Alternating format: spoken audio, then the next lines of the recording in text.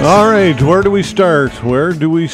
I guess we start at the beginning. It feels like a beginning right now, I can tell you that. Back after quite a long hiatus. This is Todd, by the way. It's not an auto-generated Todd or AI Todd.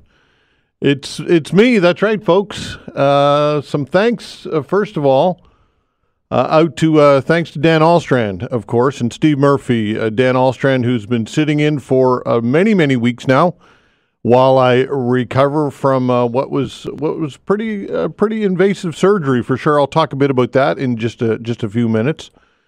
And so thanks to Dan Alstrand, who will be sitting in some more over the next little while. I'm coming back to work on a gradual basis, back slowly. That's generally how these things go, and that's what we're going to do. And of course, Steve Murphy, who's done amazing work on Mondays, Murphy Mondays, and I know that all of you have enjoyed that. I certainly have when I've had the chance to tune in. And thanks to Stephen, he'll have one more show on Monday, and then I'll have Steve on as a recurring guest, of course, whenever possible, because I always love our chats with Steve. So big thanks to both of those gentlemen. Thanks to Vanessa Van Ness, of course, on the other side of the glass at the control boards, who has been doing extra duty, producing and keeping the show on the rails and juggling everything as she does, and does a great job. And again, we'll continue to rely on her over the next number of weeks as I transition into a full-time shows. That all said, I'll be around a couple of days a week for at least a couple of weeks, and then we'll slowly build in, and eventually, over the next month or so, I'll be back doing the show full-time. So what else can I say? More thanks, of course. Listen, the healthcare system and the healthcare has been described as a crisis in this province for a very, very long time. And I'm not going to debate that. Obviously, there's a lot of challenges with the healthcare system and entry to the healthcare system. But what I will say is that I've had a firsthand look at the healthcare system from a different lens, and that's of one of awe. And I'm in awe of the level of care and the care that I've received, and with my battle with Parkinson's, of course, and the procedure that I've gone through, which was, for those of you who don't know, I had a surgery called deep brain stimulation, and it's life-changing for people with Parkinson's. It really gives people a second chance at having somewhat of a normal life and quality of life. It truly is. It takes a number of months for the procedure to, in many cases, for the procedure, weeks, months, to fully take hold. The procedure is very, very obviously intense, but again, I'm improving on a daily, weekly basis, and I'm expecting to continue to improve over the next number of weeks as I regain a quality of life, which I am truly thankful for. And thanks to the neuro team at the QE2, Dr. Rigby, my neurologist, and her staff, the nursing staff. I can't say enough about what they've done and getting me to the point where I had the surgery. And then that transitions to Dr. Lutz Weisse and his team, the neurosurgeon.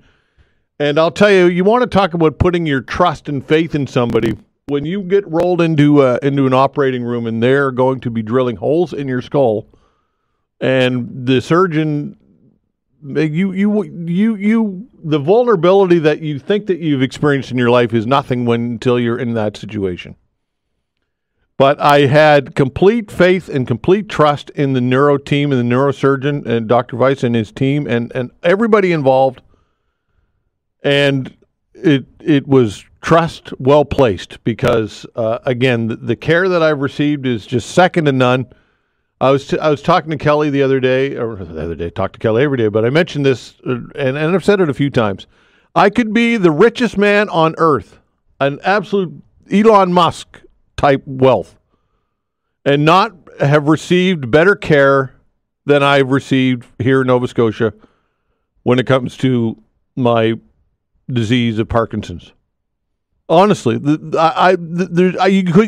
could not pay for better care than I've received, including the DBS, the deep brain stimulation surgery.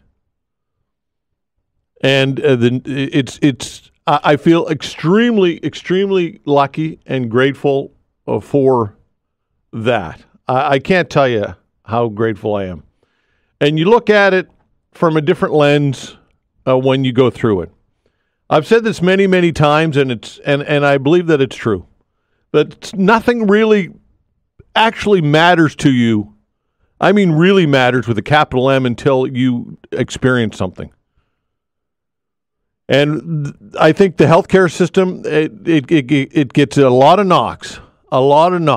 And again, I'm not saying that. Look, I know that some of you out there listening are dealing with not having access to MRIs and not getting surgery, not getting care, and having bad experiences with ER and all of that.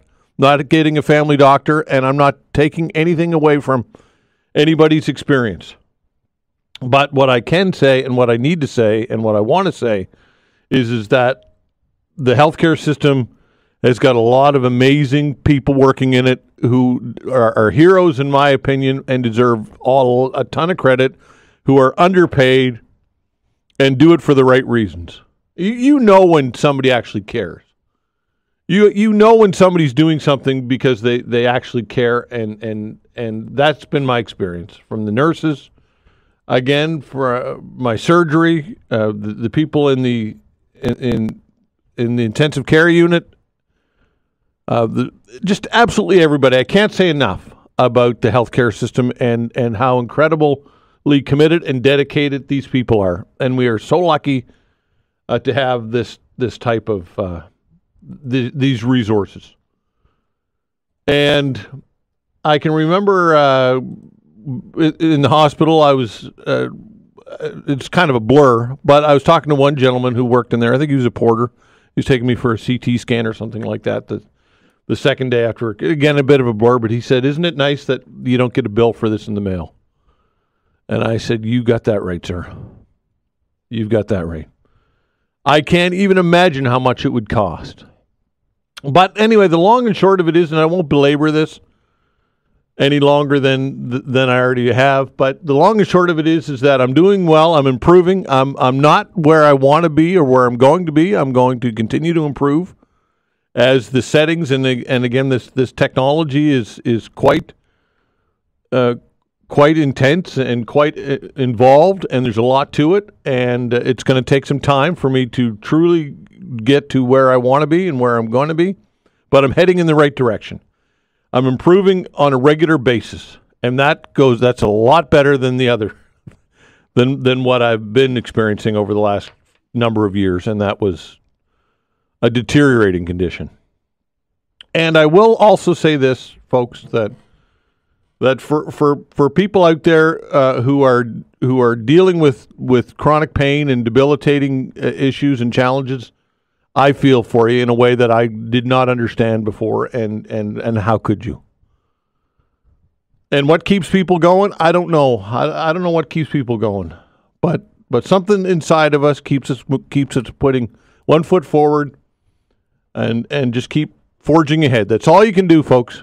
That's all you can do. But a huge thanks again. Hopefully, I'm not rambling on, and hopefully, I'm making sense here. But I just want to emphasize how much I appreciate everybody who has given me your care and attention, and just a massive shout out again to the healthcare system and the neuro team and Dr. Rigby and Dr. Weiss and all their staff. I can't say enough about them, and you guys are absolutely amazing. Okay, that all said, we got lots to talk about. Since I've been away, it's just unbelievable. The U.S. election, we've got a provincial election happening, and I've been monitoring what's happening in the United States. I did tune out from the news cycle almost completely for a number of weeks, just because that's what was needed for me at that time. I needed to tune out, and I did. I tuned out in a big-time way, but I've slowly been re-engaging and back into the news cycle, and what's happening in the United States, well, there's lots there we can unpackage. What happened with Trump And what was it? What was it that led to the fact that the United States elected Donald Trump?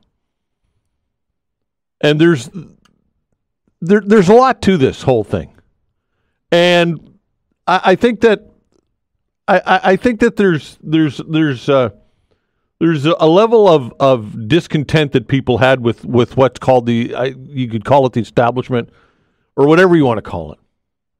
But the Democrats and all the hand-wringing and the questioning, it comes down to this, have lost touch with too many people in the United States. And we're seeing the same thing play out in other jurisdictions. This is happening in Europe, in countries in Europe. We're seeing it here in Canada. And the Liberals, and I don't know if there's a direct parallel, but I think that there is, to a certain degree. And I don't know what will happen in the federal election here, but I think that if I'm the Liberals, I'm looking at what happened in the United States, and I'm looking at polls, and I think that you're going to see something similar happen here in Canada. There's a time of reckoning for I guess, liberalism, and something that you can talk about. Again, what is going on politically? What are the parallels in the United States? Why has the pendulum swung back away from ultra-liberalism, I guess, if that might be the correct term? Anyway, some things you can talk about. We're going to open the phone lines today, as we do each and every day. We're going to open the phone lines between 11 and 12:30 today, because why not? Well, I thought we'd give everybody an opportunity to have their say, and I'm sure that, again, there's lots to talk about. We've got a provincial election. I watched the round table on CTV last night with Zach Churchill, Claudia Chender, Tim Houston. And I will say all three of them really, I thought, handled themselves quite well. I thought all three looked quite comfortable. I think that all three are articulate and quite intelligent. That all said, it looks like the Houston government is a lock. It looks to me like, and according to some polling data, of course, they're backing that up. And Zach Churchill asked the question. I think it's a good one. And this is something that again, going to the United States to take a play out of their book. The question, are you better off than you were 4 years ago or 3.5 years ago? Are things better than they were 3.5, 4 years ago? And I think for many of you out there, the answer would be no. I think for a lot of people out there, the answer has to be no. Is the healthcare system better? I think for a lot of people out there, the answer would be no. Immigration targets, housing. But despite that, people are still supporting, for the most part, according to polling, and I think the polling is probably pretty accurate, Tim Houston. And my question is why? Why do you think that the conservatives, the progressive conservatives, are enjoying such support here in Nova Scotia? Because again, you could look at they've had some I think some real issues with some scathing reports from the Auditor General when it comes to spending practices. Healthcare numbers aren't good at all, as we talked about. Housing continues to be a disaster.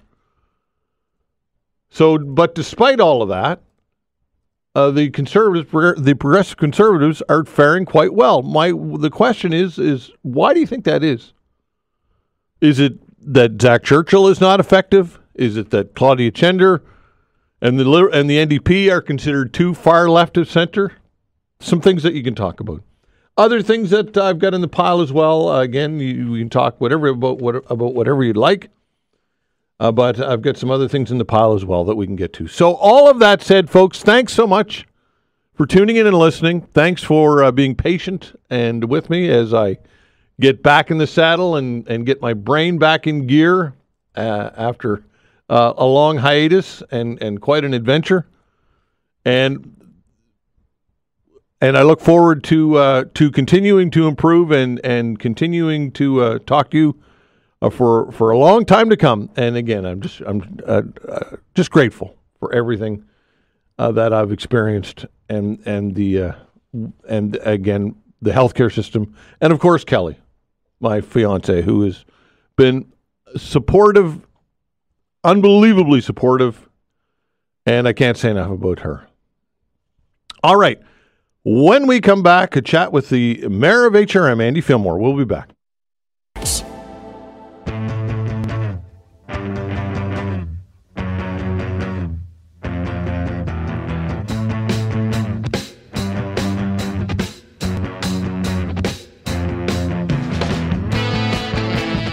All right, here we go. First guest. Wow, Andy Fillmore. Not bad. Andy Fillmore, Mayor of Halifax. Congratulations, first off. Thanks, Todd. I really appreciate that. And if you'll allow me, congratulations to you, too. You've been on a journey. Your journey continues. You're over the worst of it. And it's really great to see you looking strong and healthy and happy. So Thank you so much, Mr. Mayor. I appreciate it very much. It's like I said, it's the healthcare system in Nova Scotia gets a lot of knocks, but I think that it's times like this that we need to have a perspective that they're human beings working in the healthcare system, doing amazing things. And so many of our lives have been touched, including my own life, by the folks that work in our system. So it was very kind of you to express that gratitude. It's well placed. Excellent. Okay, so 2 weeks in so far? 2 weeks, having a ball. What? Any surprises to this so far? Any surprises? I wouldn't say there are any surprises. There has been a lot of rapid learning. The magnitude of the briefings, of the orientation sessions that have been underway are phenomenal. So one thing that I'm really pleasantly surprised by is the possibility that I see for our municipality going forward. I've never been more confident in our future as HRM, and I think there's a lot of great things coming. Why do you say that? What are the possibilities that we're lucky in Canada. We have incredible growth coming up in our municipality. We're going to continue the trend of building more homes for more people at better prices. There are lots of good signals that we can achieve those things in partnership with the province. There are improvements available to us to the transit system that so many people rely on. There are federal funds that are available now that weren't before to make those dreams come true. So I just feel like we can finally get a handle on the growth that's kind of had a handle on us instead, and make that growth work for us. And I'm really excited about doing that. What do you think your style will be as mayor? Obviously you're not going to reinvent yourself at this stage in life, but perhaps you will be. But what do you think style of mayor you'll be? I don't know if that question makes any sense or not. But so the first word that comes to mind is collaborative. I've built my career on working with people who have diverse perspectives, but working with them to find the shared objectives and charting a path forward on that. But also, I'm going to say very action-oriented. I'm very ambitious for our city, and there are a lot of things that I would like to do with the council to make life better for folks in HRM. All right. What are some of those action items? Well, we covered some of them. It's building more houses faster at a lower cost, and in speaking with both not-for-profit housing providers and the folks who swing hammers, there is room to do better there, and we've got some HRM policy tweaks we can undertake to help that as well. And getting our arms around the congestion that we've all been experiencing. It was okay for me this morning, but like you and like many, I've been caught up in some pretty record-breaking congestion, and there are some moves we can do around improving transit and shifting what time of day we do road work and that kind of thing. All right. What about there's a provincial election obviously on Tuesday, but autonomy and being kind of hamstrung by the provincial government and provincial legislation. This is something that is of concern, I would think. But what about autonomy and the municipal government and moving forward? Is there anything that can be done? Well, yeah, I've had conversations with members of the provincial government, and they don't really want to be involved in municipal affairs. And in the planning department, for example, they feel that the housing crisis was such that more rapid action was required than perhaps the existing legislative framework that HRM operates in would allow, so they stepped in. But I think working in collaboration with them and making some policy tweaks at HRM, there's a clear path for the province to get out of municipal affairs again. And I think both municipal government and provincial government look forward to that outcome. Yeah, but I've talked to, again, many councillors and your predecessor, Mayor Savage, and they've expressed that this has been a real point of a bone of contention, though. Is it something that perhaps we could unlock when it comes to the municipality and zoning and all these types of things? What are your thoughts? Listen, we share the same objectives between the two levels of government. We want to build houses. We want to fix congestion. We want to improve transit. We want to make life more affordable. Mm-hmm. So we each have very clear roles to play in that relationship, and that's the work that I see that's ahead for us. Okay. Housing, look, there's so many sad stories out there, heartbreaking stories. We hear them all the time. They talked about it last night during the roundtable on CTV. What do you tell people who say, look, I'm desperate, I have no place to live, in particular seniors, people in bad health, and just absolutely desperate? What is your message to people? That solutions are rapidly arriving. They're arriving at a more faster rate than they have at any time so far in the last several years since the crisis really began. The HRM has made some policy changes that are increasing the rate at which approvals home approvals have been issued, and in fact, we're breaking some records with approvals, the approval rates right now. But you're talking more about the people that are sort of in extreme circumstances, living in a tent, maybe living in a shelter. Yeah. So the provincial government carries a responsibility for housing, and they have stepped up in a really big way in the last year, particularly in the last 6 or 8 months, with the pallet shelters, with the tiny homes, with improvements to shelters, with the wraparound supports, and with a really big acknowledgement that this crisis that we're in, this housing crisis, is really as much a health crisis as it is a housing crisis. And those are both primarily provincial responsibilities, but HRM has a lot of support work to do, and we're focused on that work. Do you agree with the Premier who says that the road to fixing this is building more housing? Absolutely. We need to build, in Nova Scotia, we need to build about 10,000 homes a year for a decade just to catch up. And that doesn't even account for the growth that we're projecting. So building more homes, you're going to hear me say it again and again, more homes faster at a lower cost is the way out of this. Supply will bring down the cost. And we need to renew our efforts on affordable housing that is deeply affordable, rent geared to income, that kind of thing. And there are many things we can do with that as well. Densification? What are your thoughts on densification? Densification is important. It's important that it be done appropriately and, along corridors, at big opportunity sites like Penhorn Mall or the West End Mall. And it's also important that it not just be focused on the urban core. There are areas in the suburban HRM that, for example, highway interchanges where there's already a grocery store, already a transit stop, already a gas station. Well, that's a great place to improve piped services and transit and to concentrate population there as well. Okay. Another concern, water. Over 100,000 people recently asked to conserve water due to low levels in Lake Major. How much of a concern is water in the city? We are blessed. Dartmouth is called the City of Lakes. We're blessed with Pocwock. We have abundant supplies of fresh water in HRM. The world is envious of our fresh water supply.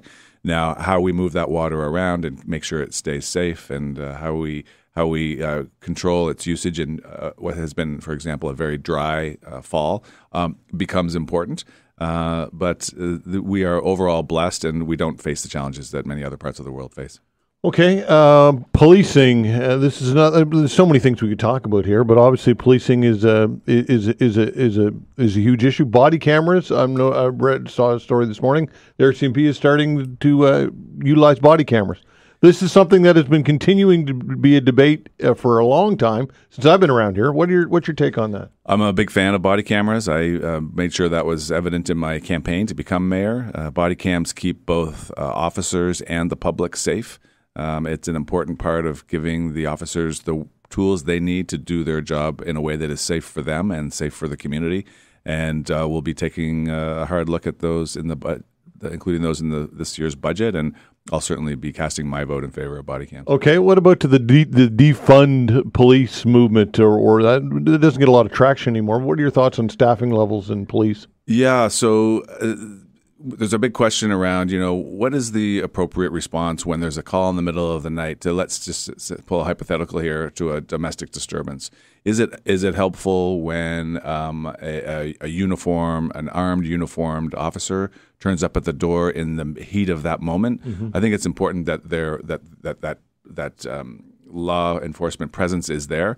But it's also important that someone who can de-escalate is there, and whether that's training officers in conflict resolution or whether it's having someone that's more focused on mental health and social work being present there as well. So I think there's work ahead to look at how we can reallocate some resources to better support the police force to do the work that they're trained to do and that they really want to do. Yeah, and I guess in closing, look, it's sometimes a change is great, and I think a breath of fresh air and kind of reinvigorating council with some optimism. I'm getting that vibe from you right now. Yeah, I was saying to you before we went on air that I've never been more optimistic, Todd, about the future of HRM.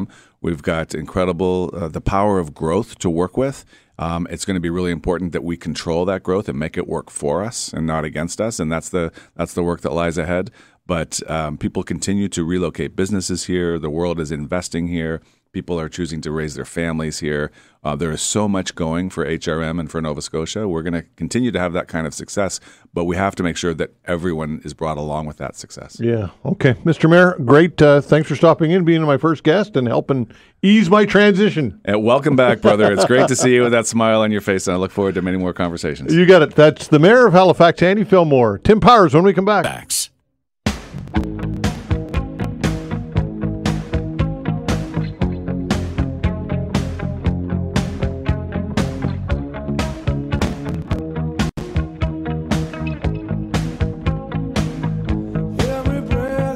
All right, just to keep you on your toes, it's not Dan, it's Todd. And it's Todd with Tim Powers, Abacus Data, friend of the show.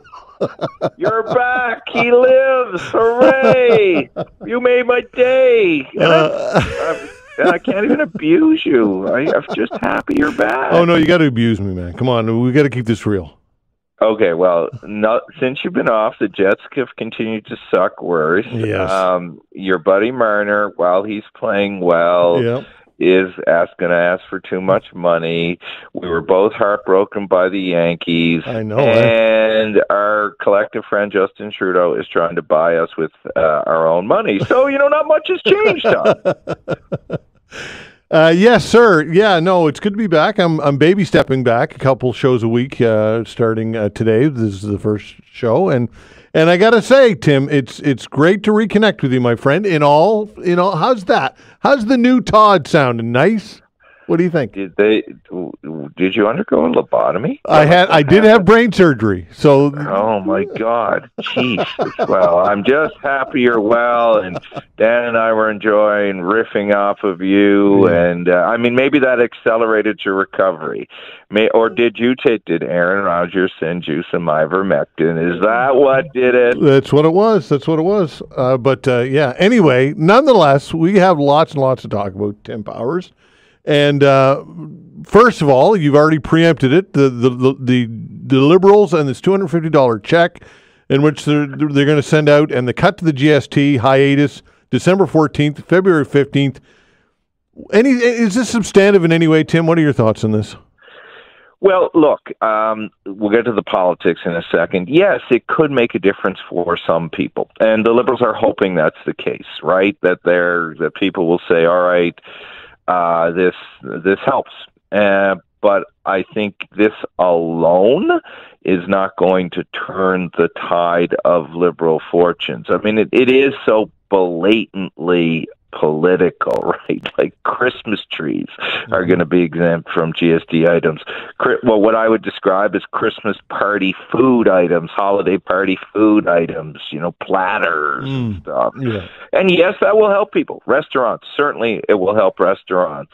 But what happens on February 15th, Todd? And what is the real impact to the Treasury? So again, Justin Trudeau has never had trouble spending money. I think the figures, you can correct me if I'm wrong, but I think it's a little over $6 billion for the GST break over the next 2 months, and then close to $4 to $5 billion for the checks. There's $11 billion. So where is that being taken away from? And as we know, in April, the carbon price is going to rise again. As somebody told me today, the alcohol tax goes up by a couple of percentage points in April. So the Liberals may get some goodwill over the next 2 months, but then they're going to hit people with other taxation measures in the new year unless they continue on this path. Does this motivate anybody to vote Liberal, though, when all is said and done at the end of the day? I looked this morning at our VOCM web poll, and it's this question. The question was something around, is this affordability measure enough? Does it help? Overwhelmingly, I think at this point, again, it's a web poll, so it's not scientific, but it was fascinating. 91% no.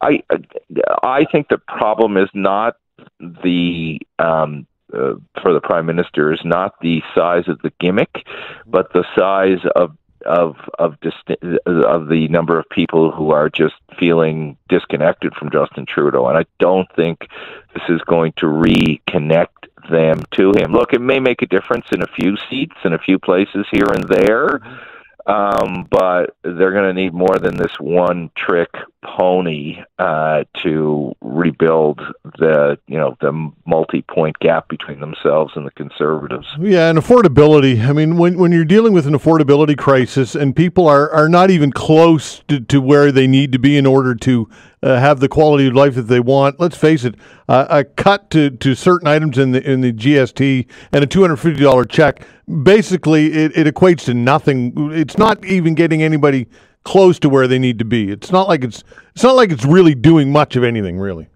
No, it's just going to make you feel a little bit better, maybe. Yeah. And, sometimes it's that. And look, Todd, you and I are probably likely going to buy some beer in December after December 14th. We'll probably be glad it's a few bucks cheaper, but are we going to say, Justin Trudeau, thank you, and we're voting for you now? Probably not, particularly you and I. But the other thing with it is it's erratic, right? Look, there's a lot of populism out there, and we see a lot of these measures. Tim Houston, who's probably going to resoundingly win on Tuesday, is not making you pay tolls on the bridges anymore. That's something people touch and feel and see if they cross the bridges. Doug Ford here in Ontario is giving us all a $200 check. I mean, we all like to be bribed. But what I was going to say is Mr. Singh, who originally was floating a proposal like this around last week, had said that his proposal, which included GST breaks like this, might equate to about a savings of $500 annually for people. Look, it's better than nothing, but it's not a lot of money. Okay, you mentioned populism. We know what obviously what happened in the United States with Trump, and we could talk all day about that. But if you're Justin Trudeau and the Liberals and you're looking at this, it's to me it's perhaps a harbinger or foreshadowing of what you might expect the electorate's mood is here in Canada. What are your thoughts on parallels between the United States experience and populism and Canada and Pierre Poilievre and his messaging? Yeah, look, I think one lesson, well, maybe there is one lesson the Liberals are getting right, how right we'll see from the U.S. election. The criticism of Kamala Harris was too much of her time and energy was focused on, Trump, criticizing him personally, and focused on the state of democracy and abortion rights. So Trudeau's at least signaling with this, he gets that maybe the Democrats got it wrong, and you have to be talking to people about their pocketbooks. That said, the fact that Donald Trump, who is such an odious character, is a convicted felon, can do and say what he wants and still get elected because he has simple economic messages that probably will never come true and are connected to people at a time when they're angry, tells you that, it's going to be hard for this incumbent government, even though they are now trying to frame themselves as getting affordability, to claw their way back.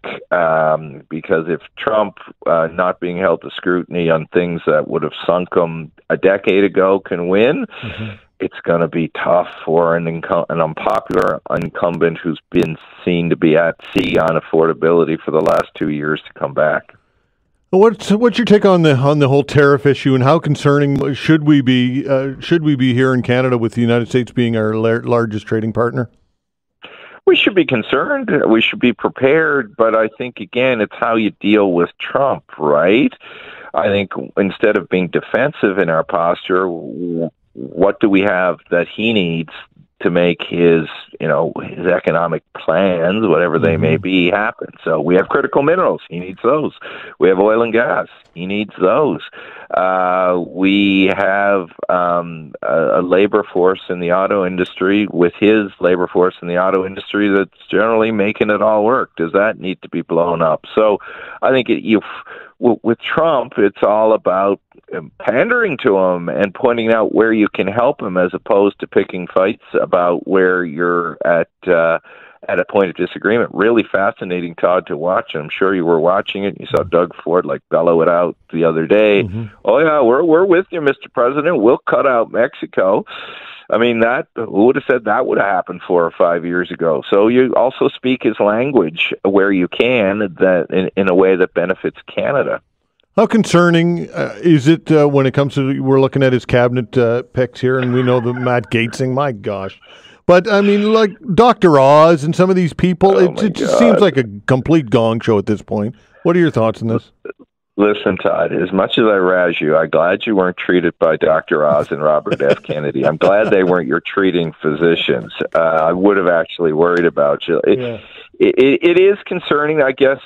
Silver lining that Gates didn't get the nomination, took himself out of the race because he knew he wasn't going to get it. But Trump is more of a concern, I suppose, in some ways, because he is going to push the envelope with some of these people out there and see if he can get them in. Does this give us comfort? No, because the U.S. model, not unlike the Canadian model, but more particular to the U.S., I mean, you regardless of administration you saw it, the last Trump administration may have helped restrain some of his worst demons, but you always look for experienced people to go in and run these departments because they know their way around Washington. Trump's whole thing, though, is he's blowing up Washington in the course of doing that. And some of that's important. Like, a lot of these bureaucracies do need to change. But, man, it is concerning. Hegseth there in defense, who maybe he's not going to make it. Elon is Director of Government Efficiency. I mean, this stuff is... if it weren't real, it would be entertaining. But it's real. It's somewhat entertaining, but it is concerning. Tim Powers, always entertaining. I appreciate your time, my friend, and thanks. Great chatting with you again, pal. Good to have you back, buddy. And just for you, the Jets still suck, but you don't. All right, take care, Tim. Bye. All right, Tim Powers, Summa Strategies, Abacus Data, friend of the show. Food industry facing full-on trust crisis. Sylvain Charlebois on that when we come back. All right, joining us for a chat is Sylvain Charlebois, the food professor, of course, Dalhousie University. Sylvain Charlebois, hello. Hey, how's it going? It's going all right. You're in Texas, I hear. I'm in Houston. I'm at the Houston airport. I'm actually flying back to Halifax today. Nice. Good stuff. Yeah. It's nice to hear your voice, man. Thank you. It's nice to be heard. Yes, absolutely. You missed out on a lot of action in the last few weeks for sure. Yeah, I was mentioning that off the top. I said, "Wow, it's hard to believe the stuff that's gone on." But anyway, never a shortage of things to talk about. That's for sure. And the Yankees didn't win the World Series. You may have heard. Yeah, I may have heard. Did you hear? Yeah, I heard. I heard. Yeah. Aaron Judge was we found out this morning was the MVP, but he was no MVP in the playoffs. He sucked bad. No. I'm sorry. I just wanted to rub it in there. Oh, no problem. No problem. Okay, so let's talk about the piece that you penned in the Chronicle Herald recently. Food industry facing full-on trust crisis. And this data from the Canadian Centre for Food Integrity, just, I guess, kind of the broad strokes on the findings, first of all, if you will.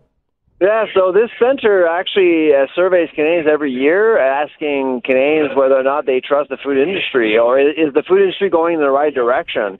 And every year since 2016, they've received some decent results, and people were assured. But in the last couple of years, things are not going well at all.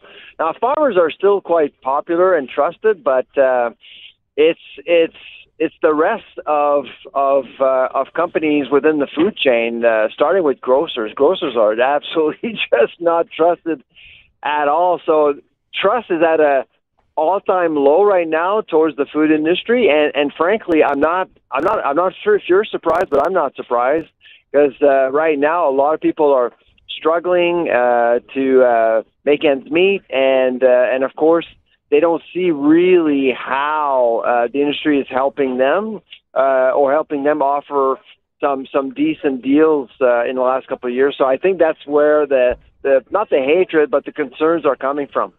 All right, listen, people can have the sentiment can be there all they want, but people still need to buy food, right? And people, yeah, absolutely. So is this part of the thought process that the industry has? Is that perhaps, yeah, you may be disgruntled, but you're going to still walk in our doors because you get no other alternatives. What are your thoughts? I go to several food industry conferences, and I speak at them as a keynote speaker. And I got to tell you, Todd, I'm not sure these events are helping the industry. They tend to really avoid the real issues, and what I mean by that is consumers. I mean, consumer trust. Like we gotta start working here, and we gotta start working on our image, or at least the industry needs to work on its image. And when I go on stage, I tell them, listen, there are some real concerns. You may think that you're doing a great job, but out there, a lot of people are suffering, and they believe that you are not. So you gotta, work on how transparent you are, and how pricing is actually working out. We're hearing things about property controls and how some grocers are suppressing competition around the stores that they operate. And there's been a few cases in Halifax. And so those are the kinds of things you just don't want to hear or see in the news. And but we're seeing more of these things.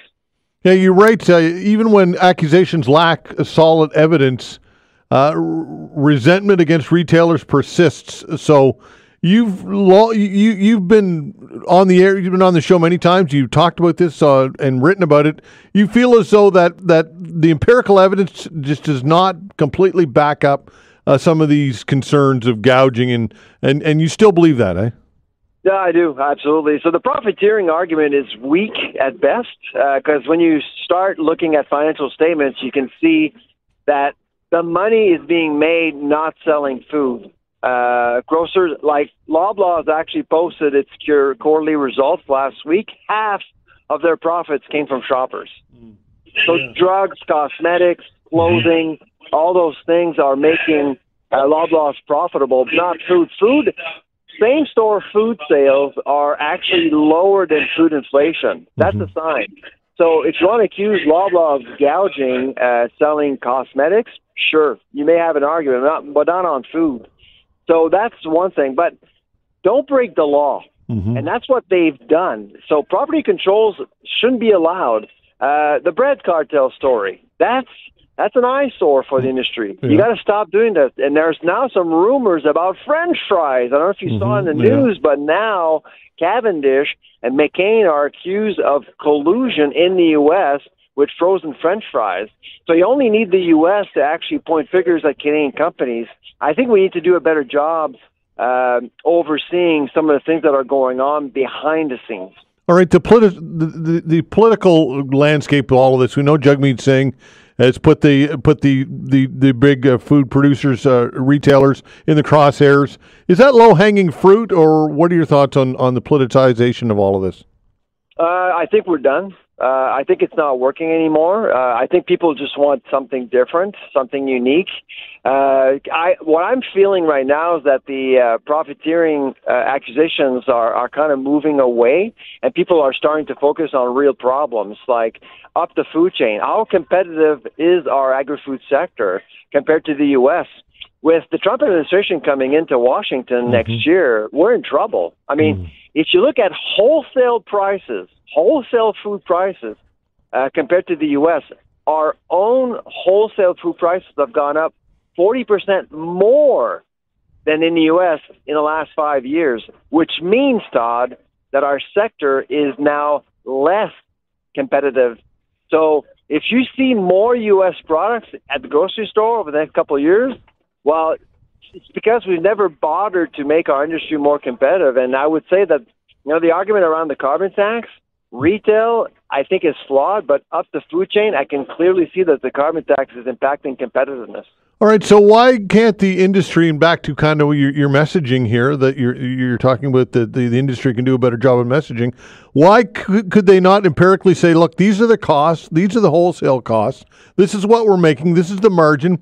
Is it just too difficult to dissect through that type of data, or why is that so hard to message? Well, they're already doing it. Just look at gross margins. Mm-hmm. Gross margins is really, in my view, the best metric to assess profiteering, because it's basically revenues minus the cost of goods, as you just mentioned. If that goes up, that's a sign. But it didn't go up. It's not gone up. What I'm blaming grocers of doing is not excluding food sales versus other sales. They're mixing everything together. Should be separate to reassure people. Right now, they're not doing it, and that's unfortunate. Sylvain Charlebois, always great, and safe travels back. We'll talk again. All right, take care. Okay, Bye-bye. Take care. Sylvain Charlebois, the food professor, Dalhousie University. All right, we've got some time for you folks. As we do, we're going to open the phone lines, and we're going to keep the phone lines open until 12:30 today. So I want to hear from you. What is on your mind? Do I remember the phone number? Yes, I do. I think 902-405-6000. That's it, I think. Yes, it is. 902-405-6000. Give us a call. What is on your mind today? It's a Friday. We've got lots of time for you. 902-405-6000. Your calls when we come back. Thanks.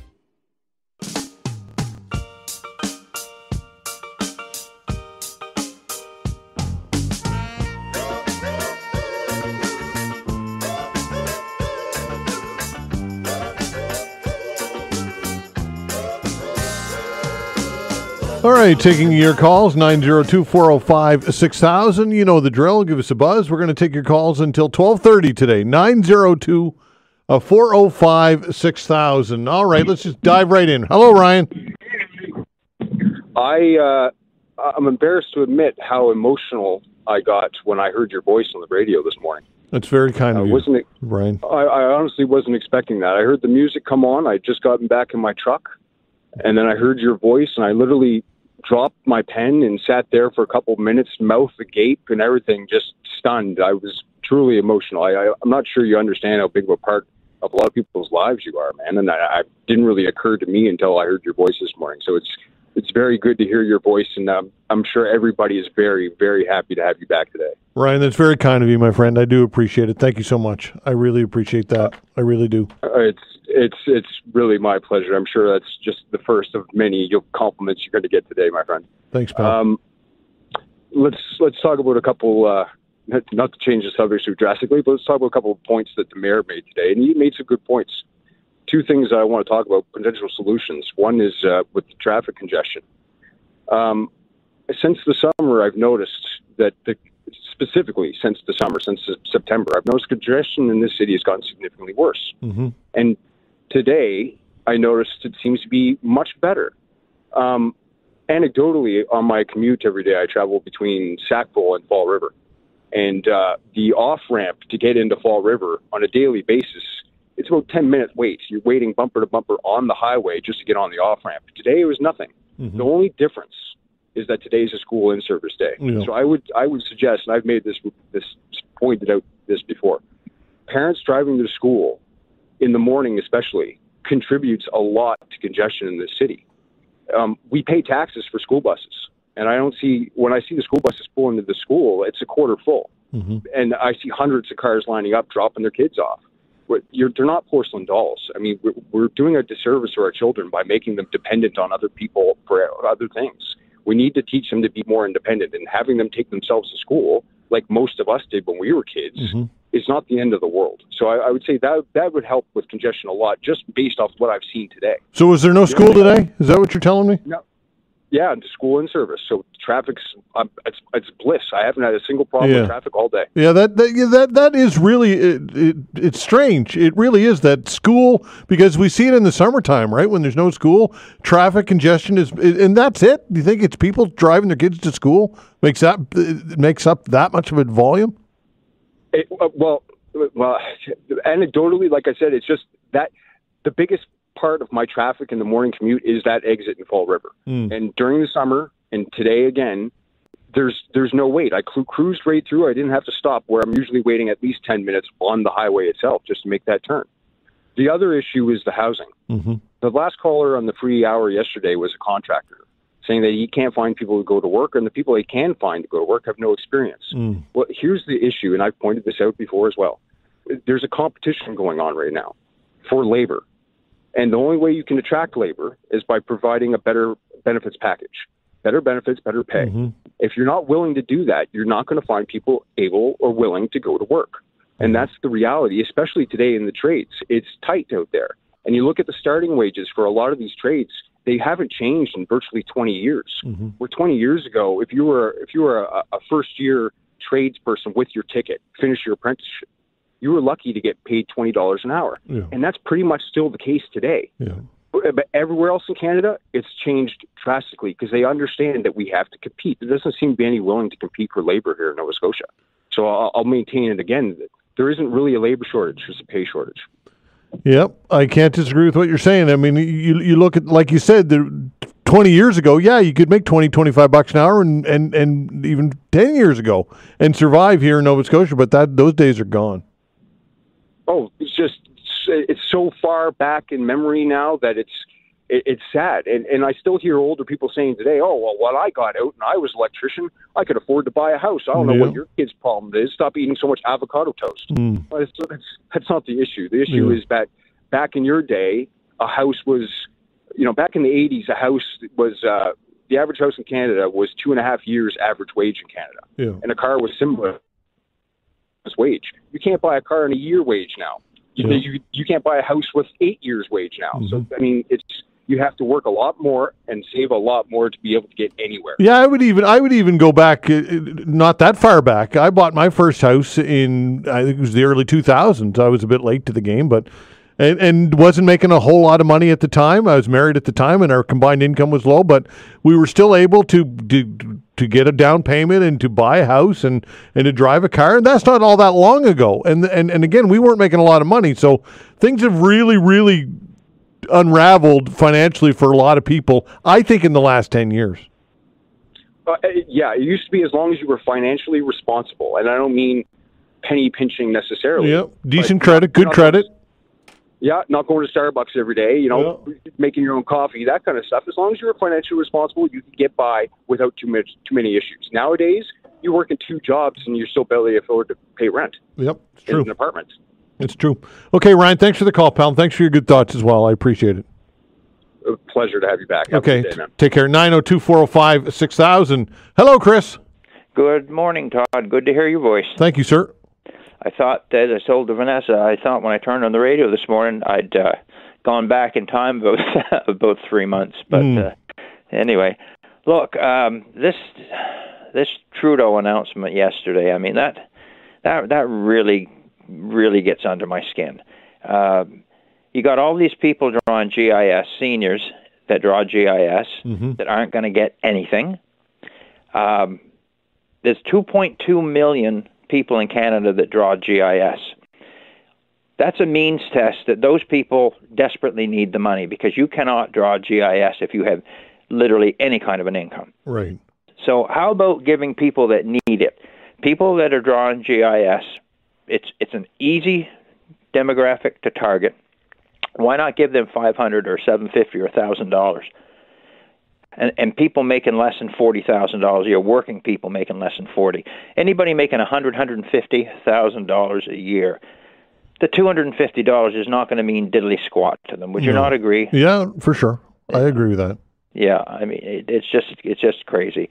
It's a blatant vote grab, or vote bribe, I should say. Yeah. And he's targeted very strategically what I feel is your general voting demographic here in Canada, because a lot of the seniors are disillusioned with things, and at least the ones I talk to are not so anxious to vote anymore. A lot of them, not all, but a lot of them. And a lot of the lower income working people, they're not even engaged in politics to a great degree. And speaking of politics, I don't know if you listened to the show yesterday, but I brought up some concerns about parachuting candidates into districts throughout Nova Scotia. You live in Spryfield area, I think. I do, yeah. You call it the Spry, as a lot of us do. That's right. That would be Halifax Atlantic District, Todd? Yep. Okay. The NDP candidate, Kathy Servan, running in your district, she lives on Vernon Street in Halifax. Mm-hmm. Does that, as a voter, does that concern you that you have a candidate that is running to represent your community that doesn't live in the community? And really, without living there, in my opinion, and having community roots, how well can you represent a district that you don't know? Yeah, well, do you have any concerns about that? Well, look, I don't. It doesn't keep me up at night. But what I will say is that you would think that at the grassroots level, at the riding level, that this should be the most grassroots, to use that term, a part of politics. But it's probably the least grassroots because we know that party leaders. Oh, they often cherry pick who they want to run. This is the parachute candidates is something that is been done countless times, and I think the whole system of who gets nominated at these in these ridings there's a lot of, I would use the word corruption at this level, and I think democracy really falls on its face, unfortunately and ironically, where it should be the most grassroots and the most robust, but it's not. So I think that there's a ton of problems with these ridings and these riding associations and the people who are running these authorities. I think that we could use a full sweep, but it's unfortunately probably not going to happen. No, it's not going to happen. And I mean, these things happen all the time. John Crenchen did it, Mulrooney did it, and it goes on and on. But you have 7 Nova Scotia ridings that the NDP have parachuted in candidates that all live in South End Halifax. Yep. And you've got Argyle and Clare, Digby, Annapolis, Truro, Bible Hill, and so on. What the hell does somebody live? I live in the South End. What the hell does somebody in the South End know about those rural districts and those rural ridings? Mm-hmm. I mean, it's ridiculous. There should be. I agree with you 100%. It needs a complete overhaul. It also says something, I think, about the NDP's power to recruit, in that. Can't you find someone? There's a lot. I'm from the Argyle Clare district. I grew up down there, and basically, there's a lot of great people down there that have knowledge, experience, that would make very, very good representatives. Why won't they run for the NDP? That says something to me about the viability of the NDP generally as a party. If you can't recruit some kind of local representative, I mean, what does that tell you about the party itself? Well, look, who's willing to step up, though, I guess, recruiting, and it's up to you, perhaps, the electorate in these ridings to say, if you're a parachute candidate, I'm not voting for you. I won't support you, right? Let your voice be heard. Yeah. Well, in your Halifax Atlantic, Kathy Servan ran for District 7 in our municipal election, and she lost. Mm-hmm. She didn't win that one, and she didn't live in our District 7. So now she's going in and she's going to represent, and she's doing a complete about face, and she's going to represent or try and represent Halifax Atlantic. So it's not like in my opinion, it's not like they've chosen her as the best candidate. Maybe it's because she's the mother-in-law of Lisa LaChance, who is the sitting NDP MLA for my district here. Maybe that's got something to do with it. Yeah. Okay, some decent points, Chris. Thanks for the call, pal. Todd, thank you very much for the time. All right, take care. 902-405-6000. We'll continue with your calls when we come back.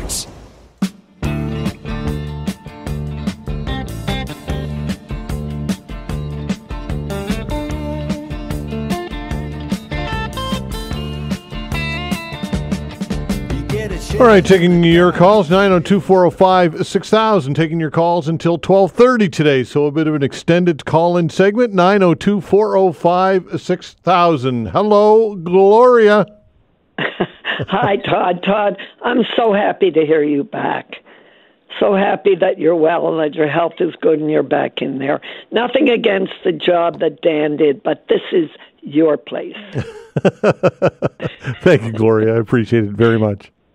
And I waited wondering when you're going to be back, and so I hope you're feeling much better, Todd, and that everything was a success. Well, I will say this: that I'm heading in the right direction, and that is a far cry from heading in the wrong direction, which I've been experiencing for the last few years. It's but yeah, no, I'm getting better. It's taken time. I mean, pretty intense, pretty invasive brain surgery, but it's just, Gloria, I said this when I kicked off the show. I mean, the level of care that the healthcare system delivered to me, I could be the richest man in the world and not have gotten any better care on planet Earth, and that says something about our system. Right?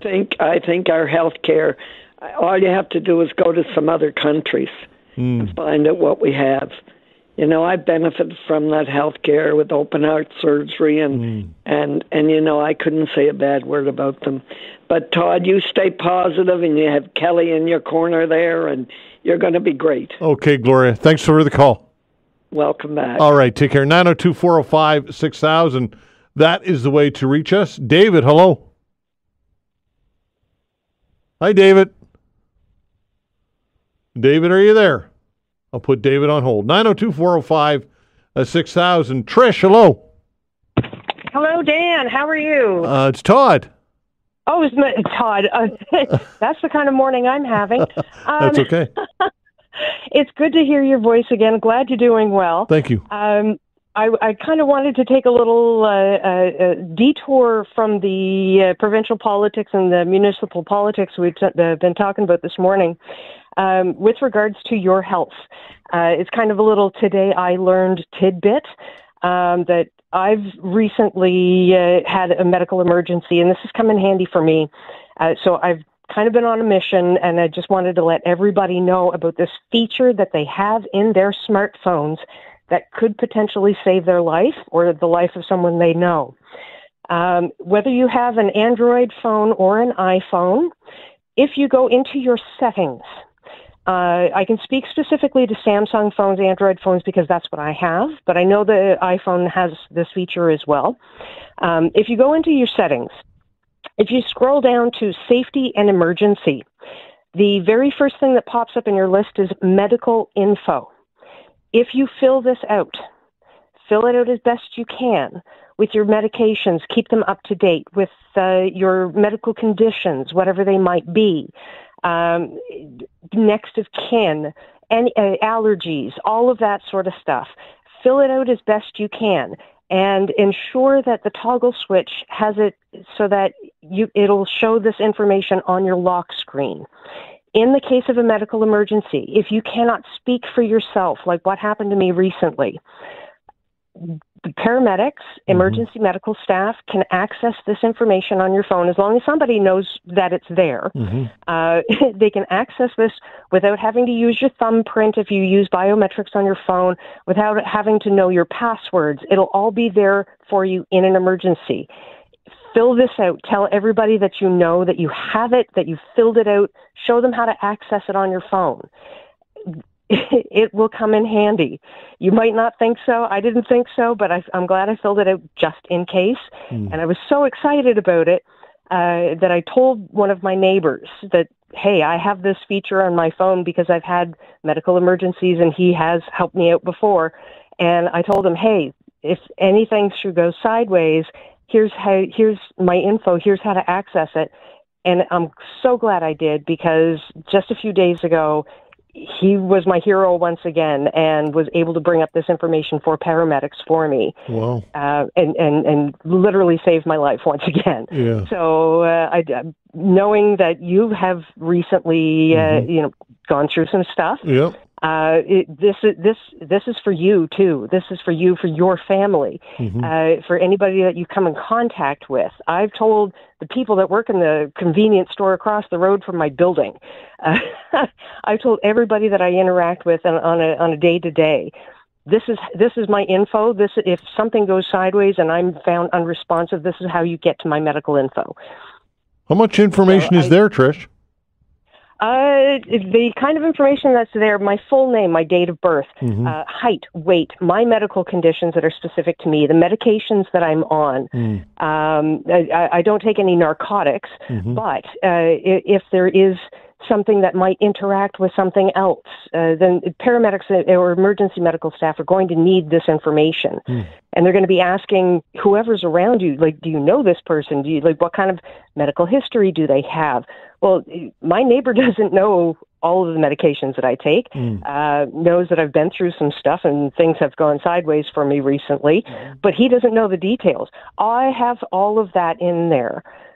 Who to contact as far as my doctors, who they are, who to contact. My next of kin is in there. It has access to all of the phone numbers in my contact list in case of medical emergencies.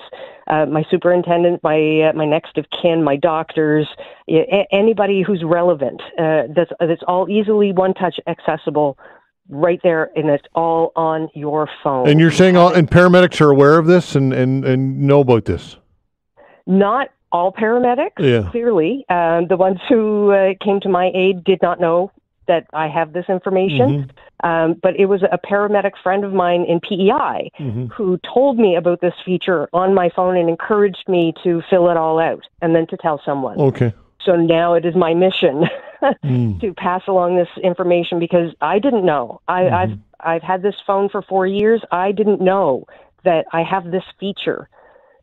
So I'm sure that there's lots of people out there with smartphones in their pockets who have medical conditions who could potentially use this, not just for themselves, but for somebody that they care about. Interesting. Okay. Thanks, Trish. My pleasure, and good to have you back. Okay, take care. 902-405-6000. That's the way to reach us. Give us a buzz, 902-405-6000. We'll continue with your calls when we come back.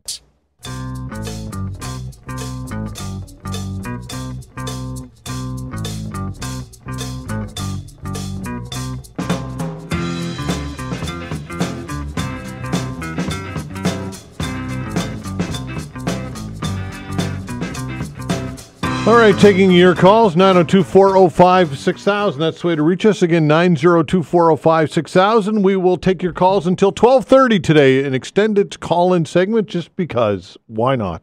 902-405-6000. Brendan McGuire's given us a call.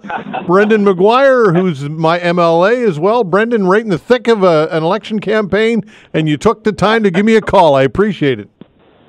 Yeah, I just wanted, I've been to... I worked it out the other day, or last night actually. I've walked 340 kilometers in the last 25 days, which is equivalent to me walking from Herring Cove to Charlottetown, PEI. So, wow. What I was really calling about, Todd, is I was in between doors. I jumped in the car and I heard your voice, and I just want to congratulate you on being back. I know you've been through a lot. The world seems right now that we get to hear your voice every day. So. Just, we're all rooting for you, not just because, you live out this way and we root for everyone that lives in Spryfield, but because you do a fantastic job of what you do. And I know you've been through a lot and, people look up to you, and we're glad to have you back. Brendan, very, very kind of you to say. I appreciate it very much. Yeah. So I got to get back to the doors, but I just wanted to say here's to another 30-year career, 30 more years of you doing this, okay? All right, pal. Good luck good luck, by the way. All right, appreciate it. Okay, take care. All right, Brendan McGuire. That's very kind of him. 902-405-6000. Dave, hello. Good morning. Welcome back on air, and I mean that sincerely. Thank you, Dave. I appreciate it. You've missed a lot since you've been away. The world has changed quite dramatically. Your Yankees lost, unfortunately, that muffed fifth inning there that Judge fumbled that fly ball. Yep. Was disappointing. And what do you think of the election down south? I'd love to hear your opinion on that. I called that, by the way. I didn't know if he'd win the popular vote, but like I said, the world has changed now, and the ongoings in the world today is kind of bleak. If you look at the long-range missile thing that Biden's okayed into Russia, and lots going on, Todd. Welcome back to the show. Yeah, the trade. Well, look, I'm not sure what I can add to what's going on in the States that hasn't already been said, other than the world has changed, and listen, I think that there's a level of discontent. That's not even the right word I'm looking. I'm trying to think of the adjective that would describe the sentiment that's in the United States, and that I think is here in Canada. And that there's a level of people who feel as though they've been preached to, they've been preached at, they've been told how to think, what to think, when to think, and I think that people just, there's fatigue with that, and this kind of elite liberalism that exists out there. And I'm not. Look, I know that the political winds shift and all of that stuff, and the pendulum shifts. But I think that there's an elitism that has existed, that the Democratic Party has. You almost become oblivious to your own arrogance after a while, and I think that the Democrats have fallen into that trap, and I think we're seeing that play out here in Canada as well with the federal Liberals. And their whole bag of tricks of telling everybody how they should think and how if you don't think like them that you're less than and basket of deplorables and all of those things, I think just turned enough people off that they in some cases fully endorsed Donald Trump. In other cases, they quietly supported Trump because they get sick and tired of that attitude. And I think that's got a lot to do with it. I don't know what you think, Dave. What do you think? Well, totally. You nailed it. I mean, the Democratic Party, the Democrats and the Liberals up here, because Trudeau's just ruining the party. You should have stepped down a long time ago. They're both going to be in major rebuilds. You know, they really are. I can't even think of a leader in the Democratic side, really, that could take over at any one time. I think Kamala and Tim Walz were very weak candidates. Yeah. And I think you're right. I think the Republicans and the Democrats flipped. I mean, it's for the working man. And Trump made gains in a lot of the minorities. The Hispanics was amazing. And in blue states, like he made gains in California, New York, and that says something. And I think you're right. I think generally people are fed up. And, we're seeking change. And I don't think change is going to come easy, unfortunately. But it's there's a lot of work ahead. But and hopefully internationally too, Todd. That's one of my concerns. What's going on, and Biden doing the missile thing and allowing Ukraine to fire his missiles or U.S. missiles into Russia. Like, wow, this is just escalating. But I appreciate what you said. Well said, and I think you're right, Todd. And welcome back, sir. Okay, thanks, Dave. Appreciate it. Take care. 902-405-6000. That's the way to reach us. Again, 902-405-6000. Let's try David again. Hello, David. Hello. Hi there. Go ahead. Oh, sorry. First of all, great to hear your voice again. Thank you. You made the top 5 favorite voices. Thank you, sir. It's like Barry White, Isaac Hayes, Sean Connery, John Lennon, Todd Veinotte. Oh, gosh. I certainly don't deserve to be in that category, but I appreciate it. That was funny. Anyways, you were talking about like when you first started, like the swing from liberalism to conservatism. Yeah. Right. Yeah. So I just thought you asked the question, so I'll just sure see if I can soundboard you here for a second. It's kind of like you go out, you get drunk, and then you wake up with a hangover. Yeah. This is my analogy. And it's like, okay, we got to tighten our belts, right? We spent too much money last night. Oh, wow. You go, right wing or whatever, they clean the act up a bit. You got to admit, like you're about my age. Mm-hmm. Like the conservatives, they tend to sort of get the budget under control, and they're conservative, right? But that's what you need when you got a hangover, right? Do you see my analogy? I just want to see what you think about that. Well, the pendulum swings, right? I suppose, yes. Too much money, trying to make everybody happy. Yep, that's right. The pendulum does swing, and somebody has to tighten their belts once in a while. Yeah, that's true. And so that's why the conservatives get in, because people sort of wake up hungover and say like, okay, enough's enough. The serve is great. Oh, that shit is great. But it's time to we're obviously on a path that's not going to work out very well if we keep going on it. So we have to change the path a bit. So what do you think about that?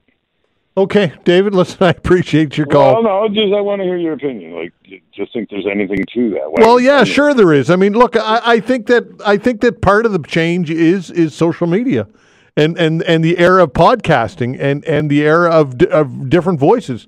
There was a time, and it wasn't all that long ago, that the only voice that the only way that people could get their voice heard was through mainstream media or like this talk show.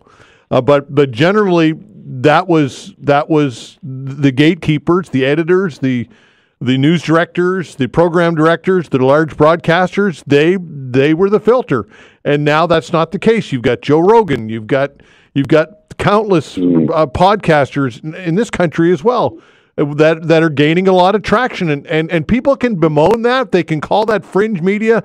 They can call that out there. They can call that not vetted. They can call it not to be trusted. But you can't deny the fact that it's got a lot of influence, and Donald Trump recognized that, and so did J.D. Vance, and I think that Kamala Harris missed the mark by not utilizing some of that, including Joe Rogan and some other. Look, people can go kicking and screaming and all they want, but that is in a large way where the media landscape is going, and where a lot of voices are being heard, and a lot of conversations are being had, and I think that's part of it. You take that away, and I don't know that the movement gets that kind of traction. I totally agree. Just a quick little one before you kick me off. I'm scared of when there's no newspapers. You know what I mean? Like, because even though you kind of had, I heard like, the Mail Star is pro liberal or something like that, right? So maybe it's kind of a bit biased, like, blah blah blah. But still, all in all, it was pretty good coverage, right? You got a lot of different angles and stuff like that. So when you have a specialized, like somebody's got maybe an agenda or something, like a kind of podcast. Anyways, I'll shut it up now. Okay, David, thanks for the call, pal. Crap under me. All right, appreciate it. Take care. 902-405-6000. Look, I get it that journalists and good journalism are important, and that yes, when you have qualified people, to use that term, to go out and cover and report things, and that's necessary. And we know that the future of journalism and media in general is in a state of flux. That's true. But there are always opportunities when these things happen, and the opportunities are online, and there are a lot of voices that are gaining a lot of traction and are getting a lot of influence out there.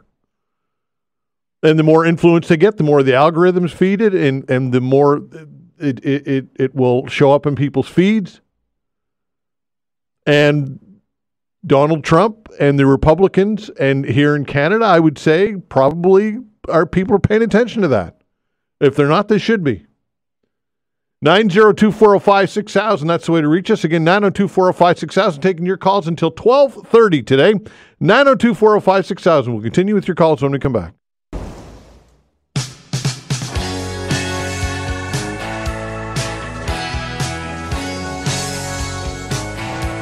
All right, taking your calls until 12:30, 902-405-6000. Give us a buzz. What's on your mind today? Again, 902-405-6000. Never shy to talk about U.S. politics. Tony, hello.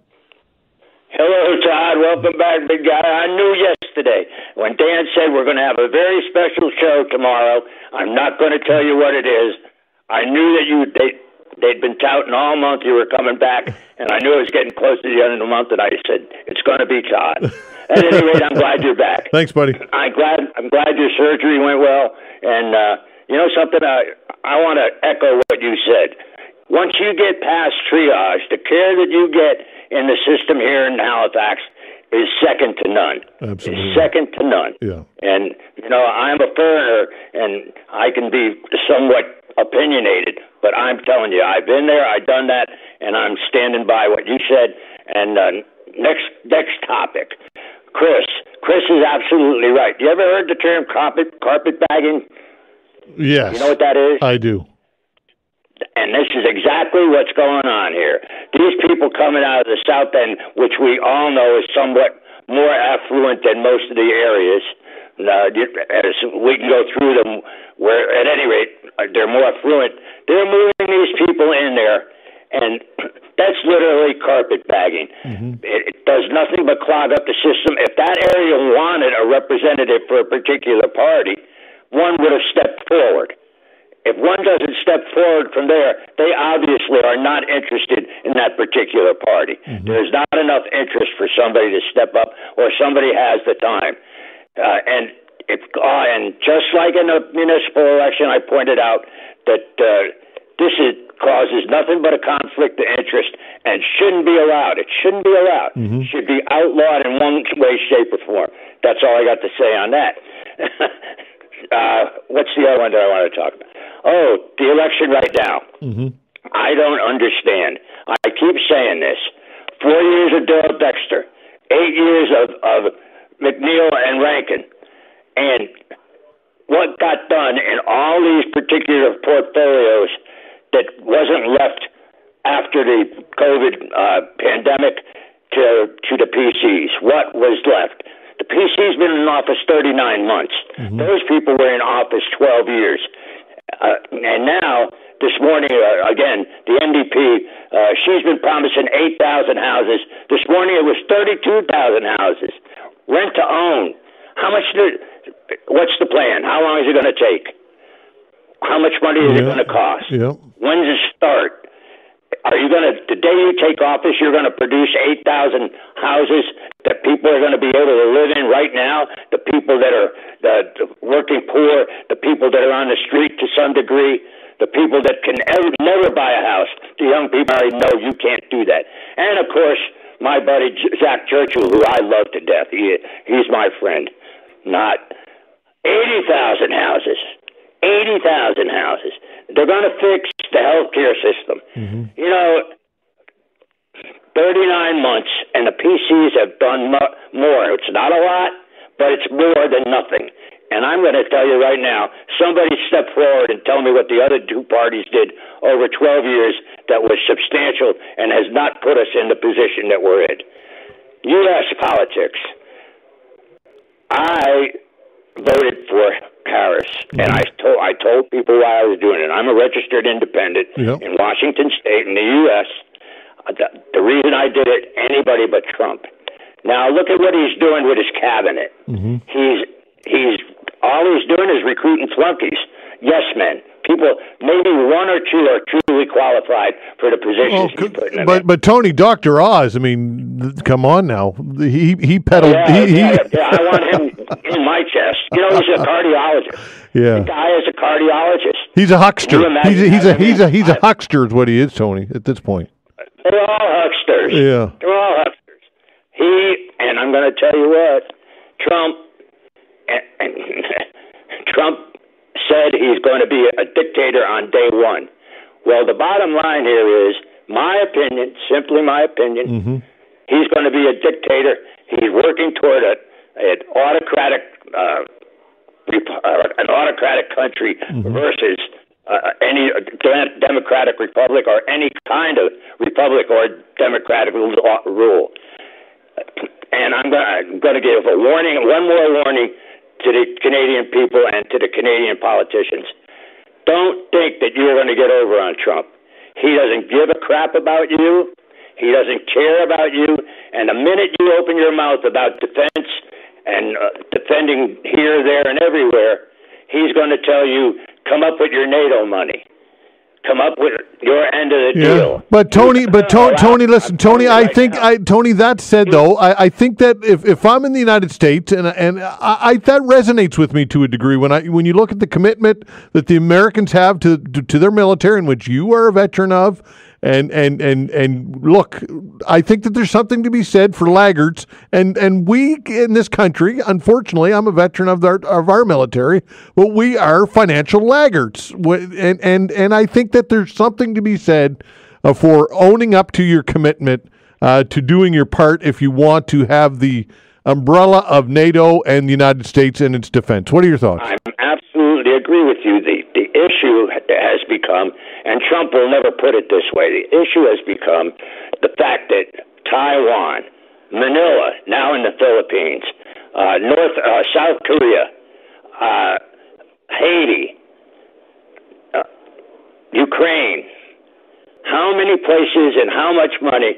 Do you know that Europe has 740 million people, twice the number of people that the U.S. has, and they are not prepared to defend themselves. Mm-hmm. They are not prepared. They can't make a coalition, supposedly, to defend themselves. Exactly. So they look to the U.S. Yep. And how long can the U.S. continue? How long are the people in the U.S.? Well, Tony, so this is the point that Donald Trump is making, right? And I think on this one, I think there's some real validity to this. Yeah, well, you're right, and I'm going to tell you why I say it's a concern. He's not going to listen to crap. He's going to do what he thinks is right. And he is surrounding him with people that are nothing but yes people, and will allow that to happen. Mm-hmm. So if I hear Chrystia Freeland, I hear the Prime Minister, the head of the Defense Force, we're going to be able to deal with him. You're not going to be able to deal with him. He's going to put tariffs on crap that don't need tariffs. He's going to do an awful lot of things to shake up the world. Literally, he's got to run it. Here, Elon Musk has got his ear. He's been right at his side since the day of the election. Yep. He's living in Mar-a-Lago. This guy is a powerful guy. He's the richest guy in the world. Yep. The world's in trouble. I'm telling you right now, Trump he's got no reason to, in essence, he's a lame duck president. He can supposedly only go 4 more years. Yeah. I think at the end of the 4 years, I may not be here to see it. I'm old. He is going to make an effort somehow, some shape, to continue on and bust up the Constitution. Okay, Tony, good. You got to be afraid of this guy. I'm sorry. He's a menace. Okay. He's a menace. Good to chat with you, Tony. Thanks. Great day, Todd. Again, glad to hear you back. You sound great. Thanks, pal. Take care. 902-405-6000. We'll continue with your calls till 12:30 when we come back. Facts.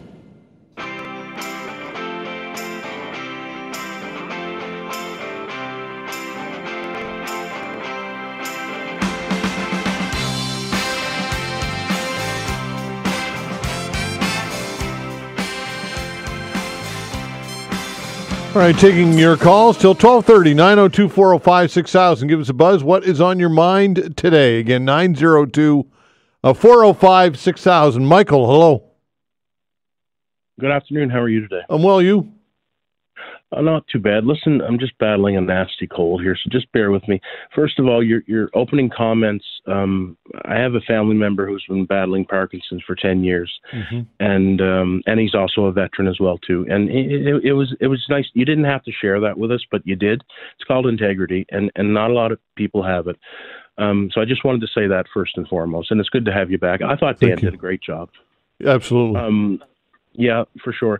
And Tony's right. My God, if 2/3 of the population in Nova Scotia would follow politics like this man, who's an American, we'd be in good shape. I watched the debate last night. I watched Tim Houston. He's in his element right there. He truly is. They all had some great points, but all I'm going to say, because I was brought up, if you have nothing nice to say, don't say anything at all. Just talk is cheap. So let's see what happens. I also wanted to touch on Miss Gloria McCluskey last week while you were away, and I'm sure you were listening to the show. We have to send a message Tuesday. Who do I think is going to win? Well, it doesn't really matter who I think is going to win. It's what you feel. My father always taught me, you vote for the person, and hopefully the person will represent you, with a majority. I live in Sackville-Cobequid, and I have family in Sackville-Uniacke, and both of our NDP candidates are from here, and both of them have integrity. And I hope we send a message Tuesday. I truly believe that the PCs will be a majority, but Tim, and I've told him this, you're losing a couple seats, and he knows it. So we'll see what happens there. But and then who calls 4 callers ago? Brendan McGuire, a gentleman that I used to work with on the municipal level, another person with integrity. So, if you're truthful and if you do what you say, you're going to be in government for a very long time. My father always said, in 4 years, Michael, just don't vote for them again. And it's that simple. But 2/3 of the people don't vote. I don't understand it. Municipally, provincially, and federally. People just don't care. So, look, I don't want to take up too much of your time, because an hour and a half, probably you could use 3 hours, because everybody wants to talk with you. But like I said, your opening statement was heartwarming. You didn't have to share that with us, but the gentleman that I know that's been fighting this disease for 10 years has more integrity in his left finger, and he's sharp as a marble. Physically, he's not the man he used to be. But keep up the fight and keep us informed. It's important. And I hope to God on Tuesday there's more than 33% of the vote. My God, there has to be. But that's all I had to say. And have a great weekend. And let's hope for some rain. We need it. Okay, thanks, Mike. Appreciate the call. Okay, take care. All right, take care. 902-405-6000. Keith, hello. Hi, Keith. Good morning, Todd. How are you doing? I'm well, you? Good. Welcome back. Thank you. I was listening to the radio and your show came on, and I honestly, for about a minute, I was saying, is that Todd? No, I was like, what? I had no idea. Yeah. But one quick question: Steve Harris or Geddy Lee? Oh boy, Iron Maiden. Yeah, tough one. I got to go CanCon and say Geddy Lee, but Steve Harris is just an incredible bass player for sure. Good answer. Yeah. Good answer. Yeah. Just getting to, actually, I've been doing a bit of a cleansing over the last 3 weeks. I have not watched any CNN or any news media programs on TV because of all the current past 9 years of Mr. Trump. And I just said, you know what? I'm just going to cut it off. And you know what? It's actually been pretty good, quite refreshing. Why did you watch quite a bit? What drew you to it before the cleanse? I just watched it because it was like kind of a train wreck slowly unfolding. And it seems to have gotten worse toward the end with him. And I just thought that maybe there was a chance that the Americans may say, enough of this guy. But yeah, Keith, I would say that, and I don't want to speak for you, but I think that entertainment is, and I've said this many times before. I think that Trump is an entertainer. I know that he is, and we know that he was with his TV background and all of that stuff, and The Apprentice. But the guy was and is entertaining, and I think that is the secret sauce to what he's done. Is that he knows how to entertain, and that is why, by the way, he gets the attention that he gets, including from MSNBC and CNN and all the midstream or left leaning broadcasters. But the guy keeps people talking and keeps people entertained and is a ratings grab. And I think that has been a big part of why he's been successful. Well, that may be true. But he's also, in my opinion, I think he's sort of a bit of a danger. But that's part of the entertainment, isn't it? That's part of the entertainment. Like you said, a train wreck or a car wreck is dangerous, but you watch it, or it captivates you, it draws you in. It is part of the je ne sais quoi of Donald Trump, is that the danger and the audacity and all of that, and the shock and awe. This is what gets people's attention today. Well, I think that he could be an entertainer, but he's also possibly the most powerful man on the planet. Yeah, absolutely, 100%. His resources and his ability to do things that would change the world, to me, are very concerning. And I just my personal opinion, I think myself that the Constitution is probably not going to doesn't mean anything to him. And after his 4 years, he's going to go to try it again, at least another term. I honestly think that if he can, he's not going to leave. He'll croak before he leaves if he can. But anyway, listen, I'm glad that you're back, and I hope all goes well for you, man, and you take care. Okay, thanks, Keith. Appreciate it. Take care. 902-405-6000. Look, the quote from the 19th century British politician Lord Acton, power tends to corrupt, and absolute power corrupts absolutely. And I think I know that that's true. We've seen that time and time again. And that's why the United States has, in its Constitution and the Founding Fathers, had an executive branch and a judicial branch and a legislative branch and the Senate and the checks and balances. That's why they are supposedly there. That is integral in any democracy. And I think that let's hope that the Constitution will stand true and withstand any one person. Because absolute power does corrupt, absolutely. We have seen it time and time again, regardless of political stripe. You give anybody too much power, and they become drunk on the power. It's intoxicating. It's addictive. And those who seek it are already predisposed to that power and to that affinity for that type of power. 902-405-6000. Rick, hello. Oh, welcome back. Thanks, pal.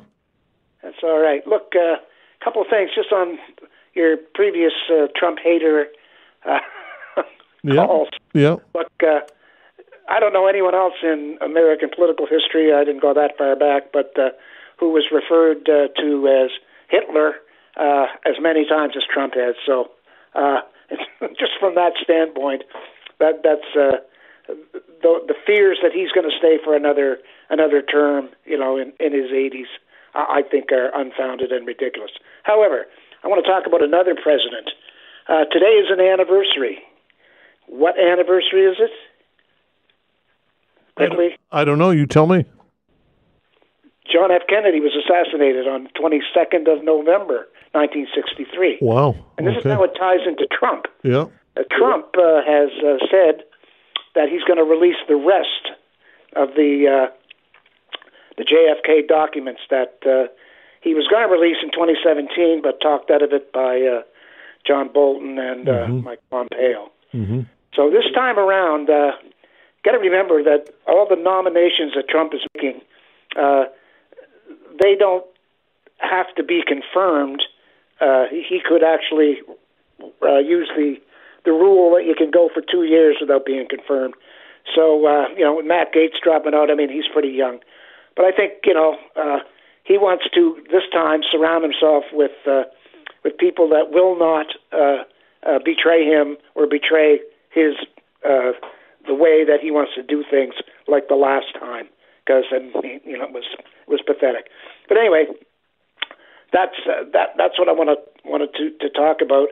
I also wanted to say I was your first caller when you came to 95.7 back in, I don't know, was it 15, 16? Yeah, I think it was 2017, 2018 maybe. 17, okay. Yeah. Time flies. When you were doing your weekend show. Yeah. And the reason I mentioned that is because when I called you, I said, I'm the guy who talked to you when you were working with Tom Young, right, and told you about my old truck. And this is, again, almost 10 years ago.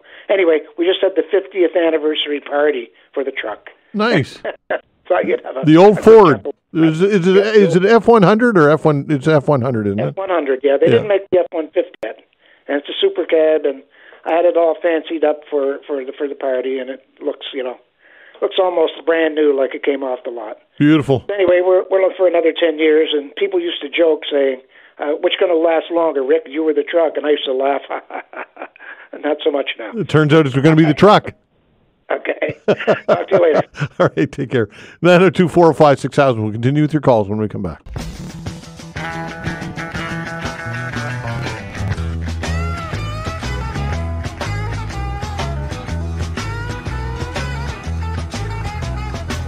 All right, joining us now here in studio. Shouldn't say joining us. Yeah, joining us. Joining you and me and all of us. So I'll say us, not just me. Allister Aalders, weekend, or rather our weather specialist. That's got a nice ring to it, doesn't it, Allister Aalders? It does.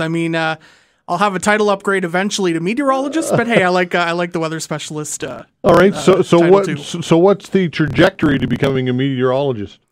Well, it just depends. I mean, I'm doing an online program through Mississippi State, which a lot of broadcast journalists end up doing, which is what I'm currently doing. I'm working towards a Bachelor in Science with a focus in geosciences and broadcast and operational meteorology. But obviously Dalhousie here in the city has its own meteorology program. But for me, this was a really good program where I was able to continue working full time and also go back to school. So and so you can marry the two loves that you have, broadcasting and weather, right? Exactly, because if you go to, say, the Dalhousie program, I don't know how much of a broadcast component. Obviously, you learn all the weather basics, and you do in this program too through Mississippi State. But it obviously has a focus on broadcast meteorology, to help train people who are going to be on radio, TV, print. So it's a really good program, and a lot of great meteorologists here in Canada have taken the program. Ryan Snodden here in Halifax, Jay Scotland in PEI, many others. So it's a well-renowned program, and I'm looking forward to completing it hopefully within the next year or so. Oh, nice, nice. Okay, and also you're I would say a young person. Yep. and you get the online component, and having an online presence is imperative in this day and age, right? It's essential to your success. I mean, even I had started a weather page several years ago now, and even then, it was becoming evident that, there needs to be more of a social presence online. But, with obviously people tuning in more to their phones or their tablets or computers for their information rather than waiting for the paper to hit the doorstep or the 6 o'clock news to come on, you have to meet people where they're at. And for a lot of people, that's on their devices. So, and you've built quite a following. Time to brag a little bit, Allister. I have. I'm very fortunate. I've grown quite a large following on Facebook over the years. I obviously had a page, Nova Scotia Weather Service, for anyone who might remember that. And then when I was at Saltwire, I made it over to just an official page for myself. But been very fortunate to grow quite a large following that I can share my weather updates with every day, and I'm so grateful for everyone on my page. They're the most supportive fan base I could have, and I truly appreciate every single person I have on my page. Yeah, and Facebook is kind of where it's at, right? I would say so. I mean, I'm trying, there's lots of different ways you can go. There's X, and now there's the emergence of Blue Sky, kind of the X Twitter alternative that people are trying. And, you're trying to appeal to people on TikTok and Instagram. Yep. So it's quite broad, but I would say there's a good base of people. Most people have a Facebook account, so you can really reach a lot of people. Is that where you get your largest reach, Facebook? For sure, definitely. Yeah. I mean, I've been able to grow. I believe I have over 2,000 or 3,000 followers on X, which is that's a great amount of people. But certainly my largest following is on Facebook. I believe it's over 50 or 60,000 followers now. Nice. And let's face it, weather is that thing that everybody talks about all the time, right? Especially here in Nova Scotia. Everyone talks about it. Everyone wants to know what the weather is going to be like, and then once we're impacted by the weather, it's the topic of conversation really everywhere you go. Yeah. Fortunately, no hurricanes this year. We've been very lucky. I know a lot of people, after Fiona back a few years ago, people were really on edge still because they're still trying to recover, a few years later. And, with the initial predictions that it could be a hyperactive season, I mean, it has been above average season. Yeah, busy elsewhere. Florida's certainly, in Carolina, and for sure. It's happened. It's happened. Yeah. We've just been very lucky that the steering of these storms have stayed well offshore, and I think we're all very happy that we've managed to avoid it so far. I mean, there's still a few days to go until the end of November officially in the season, but we're very, very fortunate this year. Yeah, and of course some absolute outside of hurricanes, we had the torrential rains, and that was devastating, obviously, with a loss of life. And it's very, it's humbling, isn't it? The Mother Nature will humble you quickly. It really will. Yeah. I mean, we had 2 years in a row with, the significant flooding that moved through parts of the South Shore and into Halifax, or at least western Halifax, and in towards Hants County. And then we had that torrential flooding that claimed to life back in the summer in the Annapolis Valley, and just all unfolded in a couple of hours. I think, it takes experiencing something significant like that to really appreciate the true magnitude of Mother Nature. And I've said this before, a lot of people would always say, oh, I'd love a good hurricane to blow through. And I've always been like, well, I like a good storm, but I'm not a big fan of, I don't want a devastating hurricane to move through. And after Fiona moved through, I mean, certainly I'm sure that changed the perspective of people here in Halifax when Juan came through back in 2003. But in parts of Cape Breton, with Fiona, I think that changed a lot of people's perspective of, we need to really appreciate the true power of these storms that can move through here. Yeah. I read a story this morning, this on the Global News website. Canadians are hoping for a more snowy winter this year. Or for those who are, they may be in luck, but where you live may influence how much you get and how long it'll last. I think it's important that we understand that snowpack is integral in our forest and for the water levels and all of that. So important, right? It is very important. I mean, like you said, first of all, the water tables, which are very low right now. We haven't had a lot of rainfall this fall, and so many people's wells are going dry. If we don't have that snowpack through the winter, I mean, you don't have that recharge to your water tables. You don't have that water to help mitigate forest fires and wildfires during the, kind of the driest periods when there's low humidity in the later spring and into the summer. So you run a lot of risks if we don't have that snowpack. And I know a lot of people don't like it, but it is integral, like you said. And unfortunately, we are seeing these snowy seasons are becoming a lot more variable, and in a lot of cases, we're not seeing as much snow as we used to. Why do you think that is? Well, I mean, there's a number of factors you have to look at. I mean, I think a big factor is the warming of the Atlantic, which, it only takes a difference of a degree or two when you have rain instead of snow. Sure. I mean, the waters in the Atlantic are warming up quite a bit. I mean, that's good if you want those strong storms, but it has to track well offshore, and there has to be substantial cold air to get that significant snow. So I just think we're seeing, with how our climate patterns are changing, we're just seeing, the warming ocean waters that are changing how these storms, where they develop and where they track through. A lot of the times they're tracking just a little farther north and west than they used to, and we end up getting into more of the rain than the snow. I mean, there's other factors you have to look at too each season, but we're just seeing, I think, an overall shift in how our weather patterns, move season to season. All right, educate me on the difference between El Nino, La Nina. What are all because I already screwed this up when I was chatting. You were quick to correct me, which I'm glad you were. La Nina, is that where we're at right now? So we're technically neutral. We were in El Nino before, which is above normal sea surface temperatures along the equatorial Pacific. So we've transitioned away from that, and we're very close to heading into a weak La Nina, which is below seasonal temperatures in the equatorial Pacific. It all has to do with how the winds, move across the ocean basin there. But essentially, we're in a neutral pattern now, trending towards this La Nina phase. It's looking possibly to be a weak La Nina heading into the upcoming winter.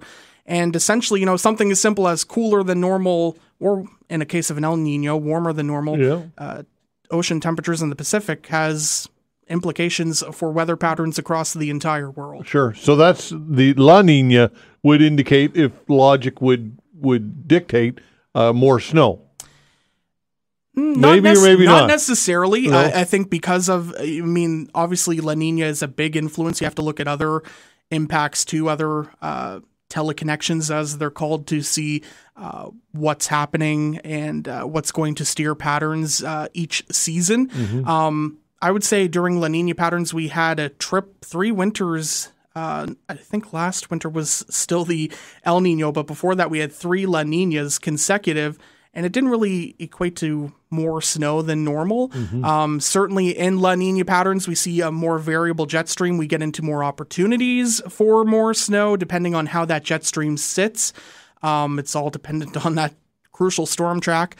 Temperatures often vary. Sometimes it can be, a bit cooler than normal, but we have seen, above normal temperatures in these La Nina patterns too.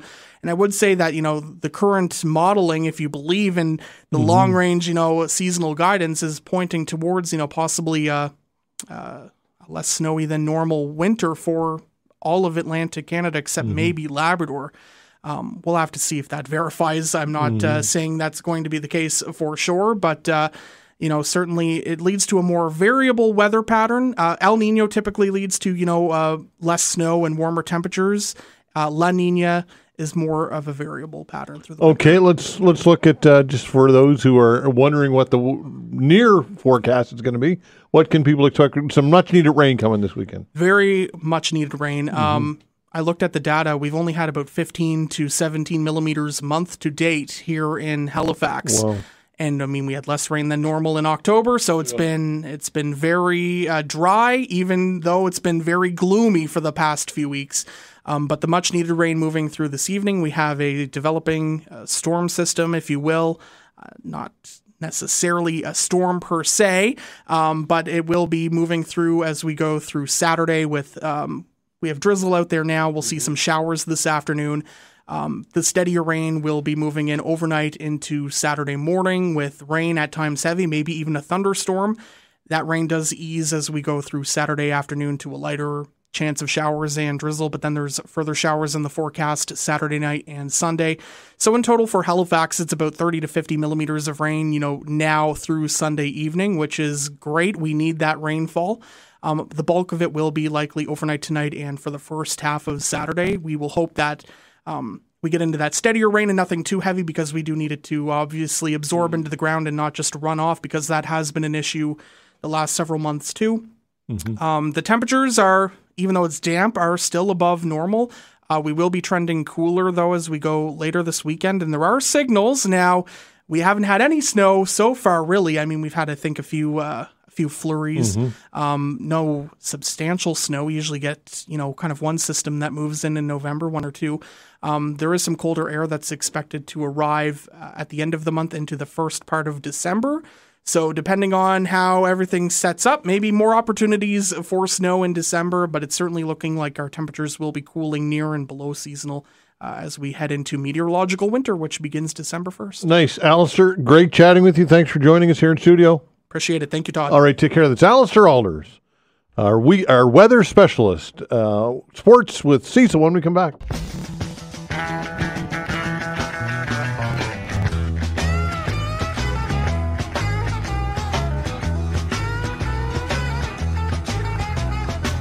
All right, joining us now here in studio. Shouldn't say joining us. Yeah, joining us. Joining you and me and all of us. So say us, not just me. Allister Aalders, weekend, or rather our weather specialist. That's got a nice ring to it, doesn't it, Allister Aalders? It does. I'll have a title upgrade eventually to meteorologist, but hey, I like the weather specialist. All right. So what's the trajectory to becoming a meteorologist? Well, it just depends. I'm doing an online program through Mississippi State, which a lot of broadcast journalists end up doing, which is what I'm currently doing. I'm working towards a Bachelor in Science with a focus in geosciences and broadcast and operational meteorology. But obviously Dalhousie here in the city has its own meteorology program. But for me, this was a really good program where I was able to continue working full-time and also go back to school. So and so you can marry the two loves that you have, broadcasting and weather, right? Exactly, because if you go to, say, the Dalhousie program, I don't know how much of a broadcast component. Obviously, you learn all the weather basics, and you do in this program too through Mississippi State. But it obviously has a focus on broadcast meteorology, to help train people who are going to be on radio, TV, print. So it's a really good program, and a lot of great meteorologists here in Canada have taken the program. Ryan Snodden here in Halifax, Jay Scotland and PEI, many others. So it's a well-renowned program, and I'm looking forward to completing it hopefully within the next year or so. Oh, nice, nice. Okay, and also you're I would say a young person. Yep. and you get the online component, and having an online presence is imperative in this day and age, right? It's essential to your success. I mean, even I had started a weather page several years ago now, and even then, it was becoming evident that, there needs to be more of a social presence online. But, with obviously people tuning in more to their phones or their tablets or computers for their information rather than waiting for the paper to hit the doorstep or the 6 o'clock news to come on. You have to meet people where they're at, and for a lot of people, that's on their devices. So, and you've built quite a following. On time to brag a little bit, Allister. I have. I'm very fortunate. I've grown quite a large following on Facebook over the years. I obviously had a page, Nova Scotia Weather Service, for anyone who might remember that. And then when I was at Saltwire, I made it over to just an official page for myself. But been very fortunate to grow quite a large following that I can share my weather updates with every day. And I'm so grateful for everyone on my page. They're the most supportive fan base I could have. And I truly appreciate every single person I have on my page. Yeah, and Facebook is kind of where it's at, right?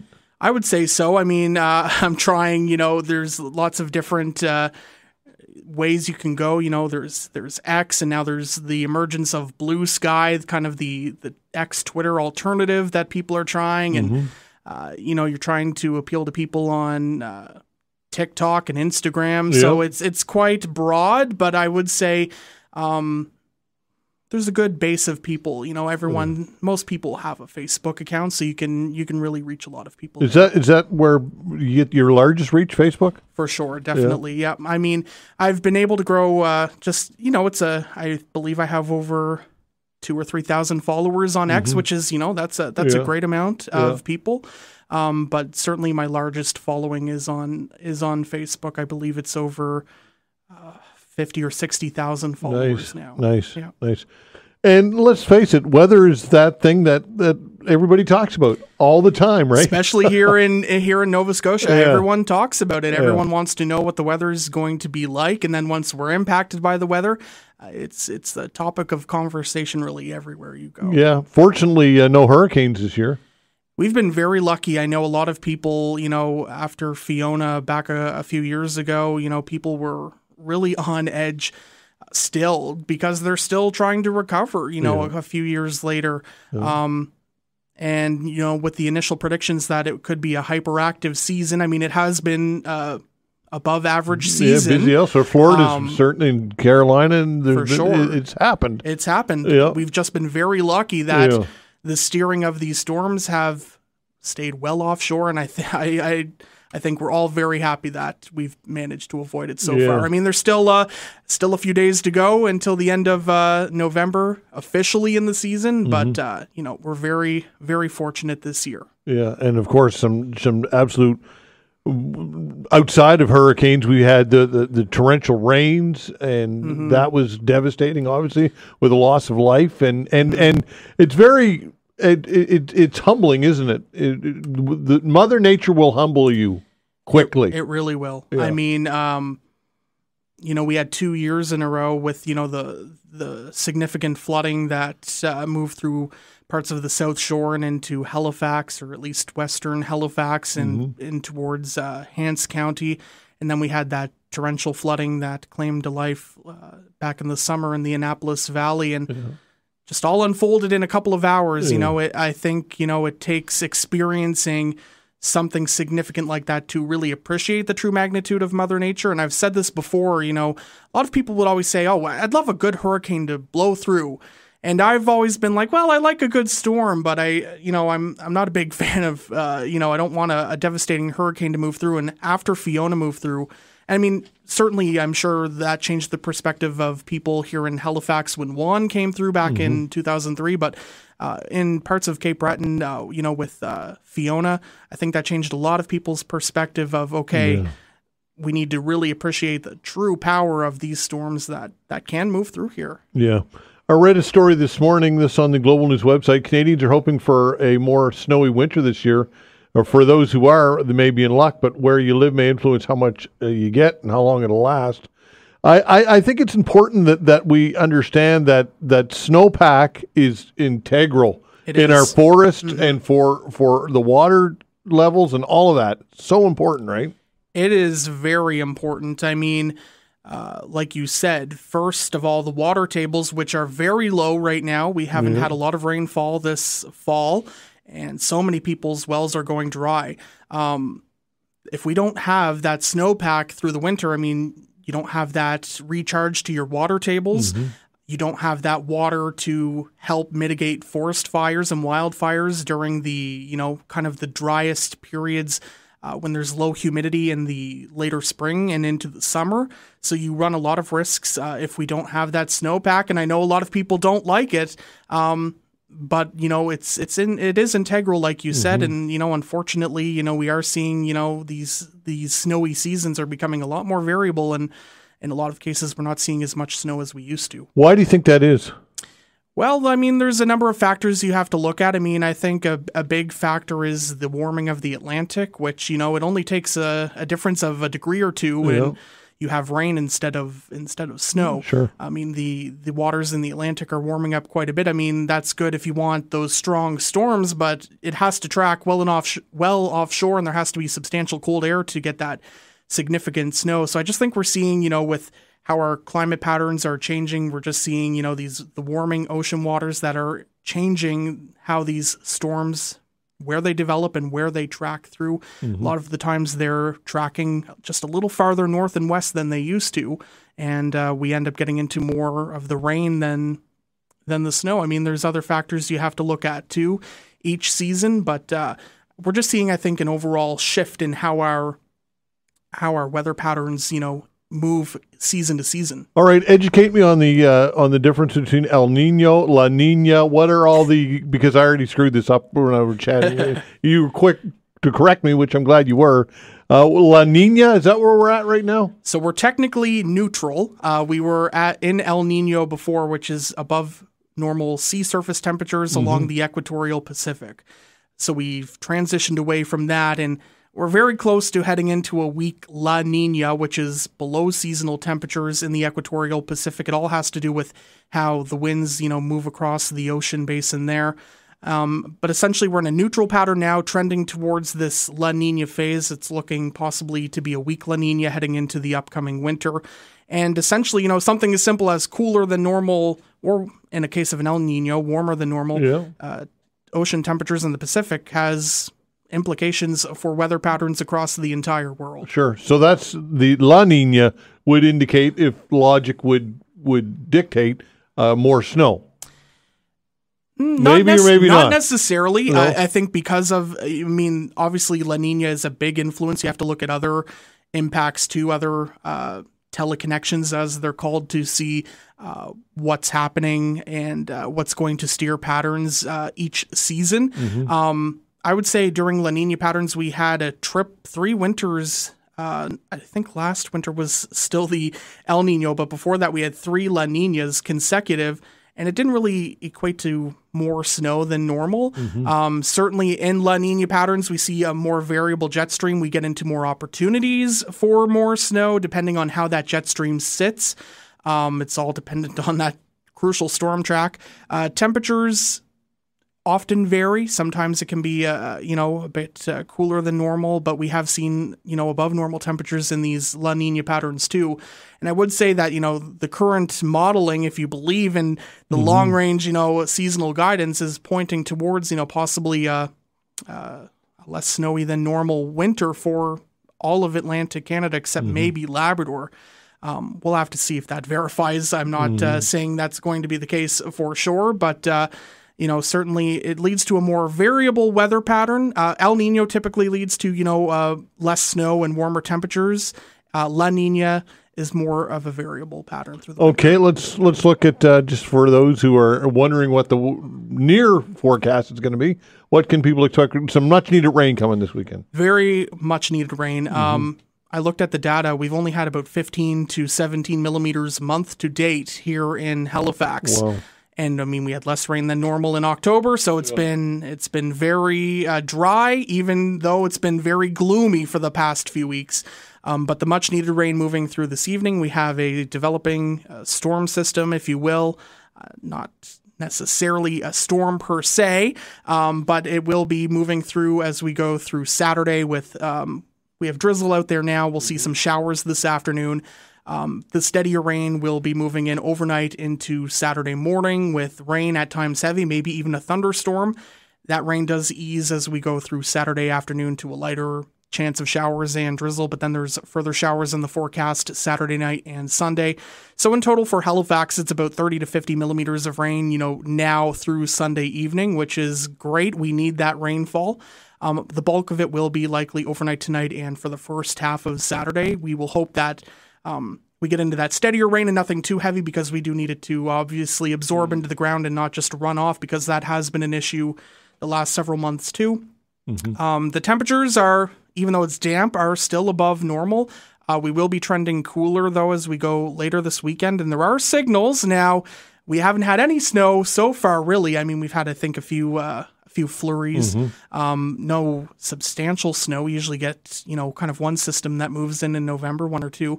There is some colder air that's expected to arrive at the end of the month into the first part of December. So depending on how everything sets up, maybe more opportunities for snow in December, but it's certainly looking like our temperatures will be cooling near and below seasonal as we head into meteorological winter, which begins December 1st. Nice. Allister, great chatting with you. Thanks for joining us here in studio. Appreciate it. Thank you, Todd. All right, take care. That's Allister Aalders, our weather specialist. Sports with Cecil when we come back. All right, time to talk sports with our sports guru, Cecil Wright. Cecil Wright, is there statute of limitations on razzing me about the Yankees? There's got to be. It's got to be up, isn't it, at this point? Listen, I'm just so glad to be able to have you back to talk to. I promise I will not even razz you today. Oh, come on now. We got to do a little bit of that. Well, first I want to know how you're feeling. I'm feeling. Listen, I'm trending in the right direction. I'm improving on a weekly and daily basis, and that's good. And that's a good thing. That's a good thing, my friend. Good. Glad to hear that. I'm going to drop by and visit you one day soon. Yeah, we got to have you in here for sure. Absolutely. That all said, look, I know it's way in the rearview mirror, but Aaron Judge was. We found out was the MVP in the American League today, but he was far from the MVP in the playoffs and sucked bad. Let's call it what it was. And listen, when you're a Yankee, you can have all the MVP regular seasons you want, but if you do that in the playoffs, that's how you'd be remembered. What are your thoughts? Well, I agree 100%. That's why I'm kind of. It seems to me like he and Stanton reversed roles from the regular season to the playoffs. Stanton's the one who surprised me by hitting the ball like he did, because he never usually does that. Yep. But I feel bad for Aaron Judge, because if you remember earlier in the year, he was getting booed by Yankee fans in New York. Yep. I mean, come on now. The guy had 54 homers or something crazy like that. Yep. I mean, my goodness, how do you boo somebody like that? And you know he's trying to turn it on in the playoffs. But, you got to give credit to the pitchers, man. They were throwing him that slider low and away. You're not taking that out of the ballpark. Yeah. The Dodgers are just that much better, though. I mean, I know this is way in the rearview mirror, but Ohtani is the MVP in the National League. The Dodgers are going to be. They could go on a run here, I think. What are your thoughts? Well, I agree, and they're not too old yet. Ohtani's going to be able to pitch next season. It all looks like, from all indications, that he's going to be ready to go. And I mean, how do you surpass what he did offensively next season? You can't do it. You can't. And you have to think that those other pitchers are not going to be, throwing the ball over the plate with two strikes. They'd just as soon put you on, let you try to steal, maybe hurt yourself so you can't pitch anymore. But you can't pitch to guys like that. You can't. They're too good. That's right. All right. How about the Boston Bruins? Not all that good this year. Not yet, anyway. Well, welcome back. No, they've had a tough time, and I think it's starting to wear on all the players. Everybody's getting a little irritated and irritable, and Marchand is doing his best to lead the team, but you have to think that I feel bad for Jim Montgomery because he's a great guy and he's a good hockey coach. There are some people who say that the Bruins tuned him out in the locker room. I don't know that that's the case.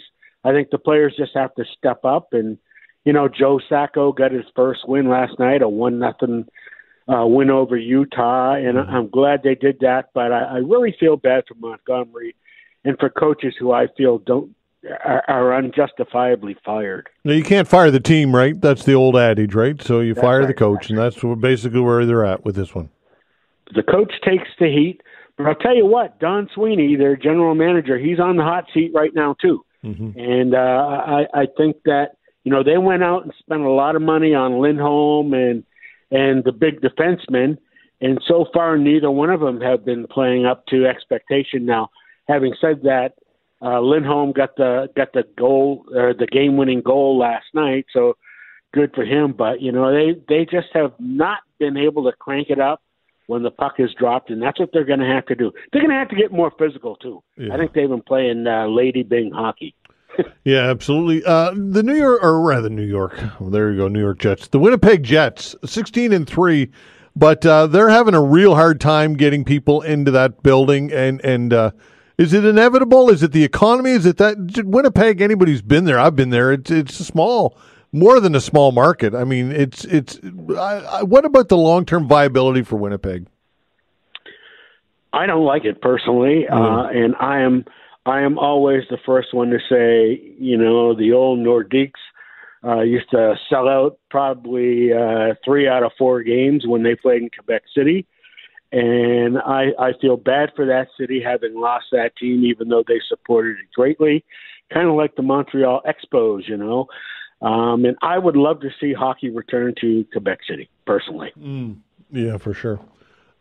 Football, my Jets. My God, what a letdown that is!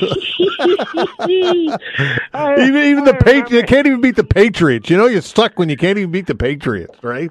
I remember you mouthing off when you got to Aaron Rodgers, and the whole world was going to change.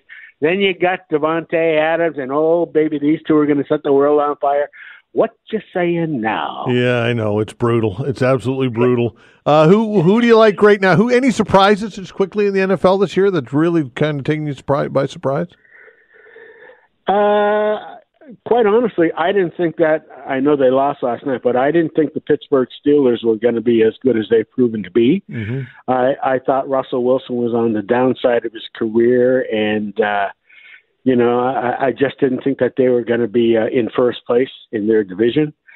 I'm not saying that they're going to end up winning it or anything like that, but just that they have been a surprise to me. And I think that shows what a good coach that Mike Tomlin is. The guy, he's right up there every year with regardless of who the quarterback is. And I think that Justin Fields, the quarterback they got out of Chicago, is definitely their quarterback for the future. He's one of the best running quarterbacks in the league. And he can throw the ball pretty well, too. I think learning from Russell Wilson is going to be a huge advantage for him going forward. But I also would not count out the Buffalo Bills this year. And I'm not saying that just because they beat Kansas City. Yeah. It's because that quarterback. Allen, God Almighty. He's a leader. Yeah. You say what you want about him. He's a horse. He's a horse. Yep. Horse. Sure is. Yeah. Yep. He's got it. Anything local before I let you go that you need to get to? No, man. Everything. We're back doing high school basketball, and of course, Eastlink is covering the Maritimes hockey teams in the Q. But one thing special that I just found out yesterday is the Dalhousie baseball team. They're having their wrap-up banquet tomorrow night.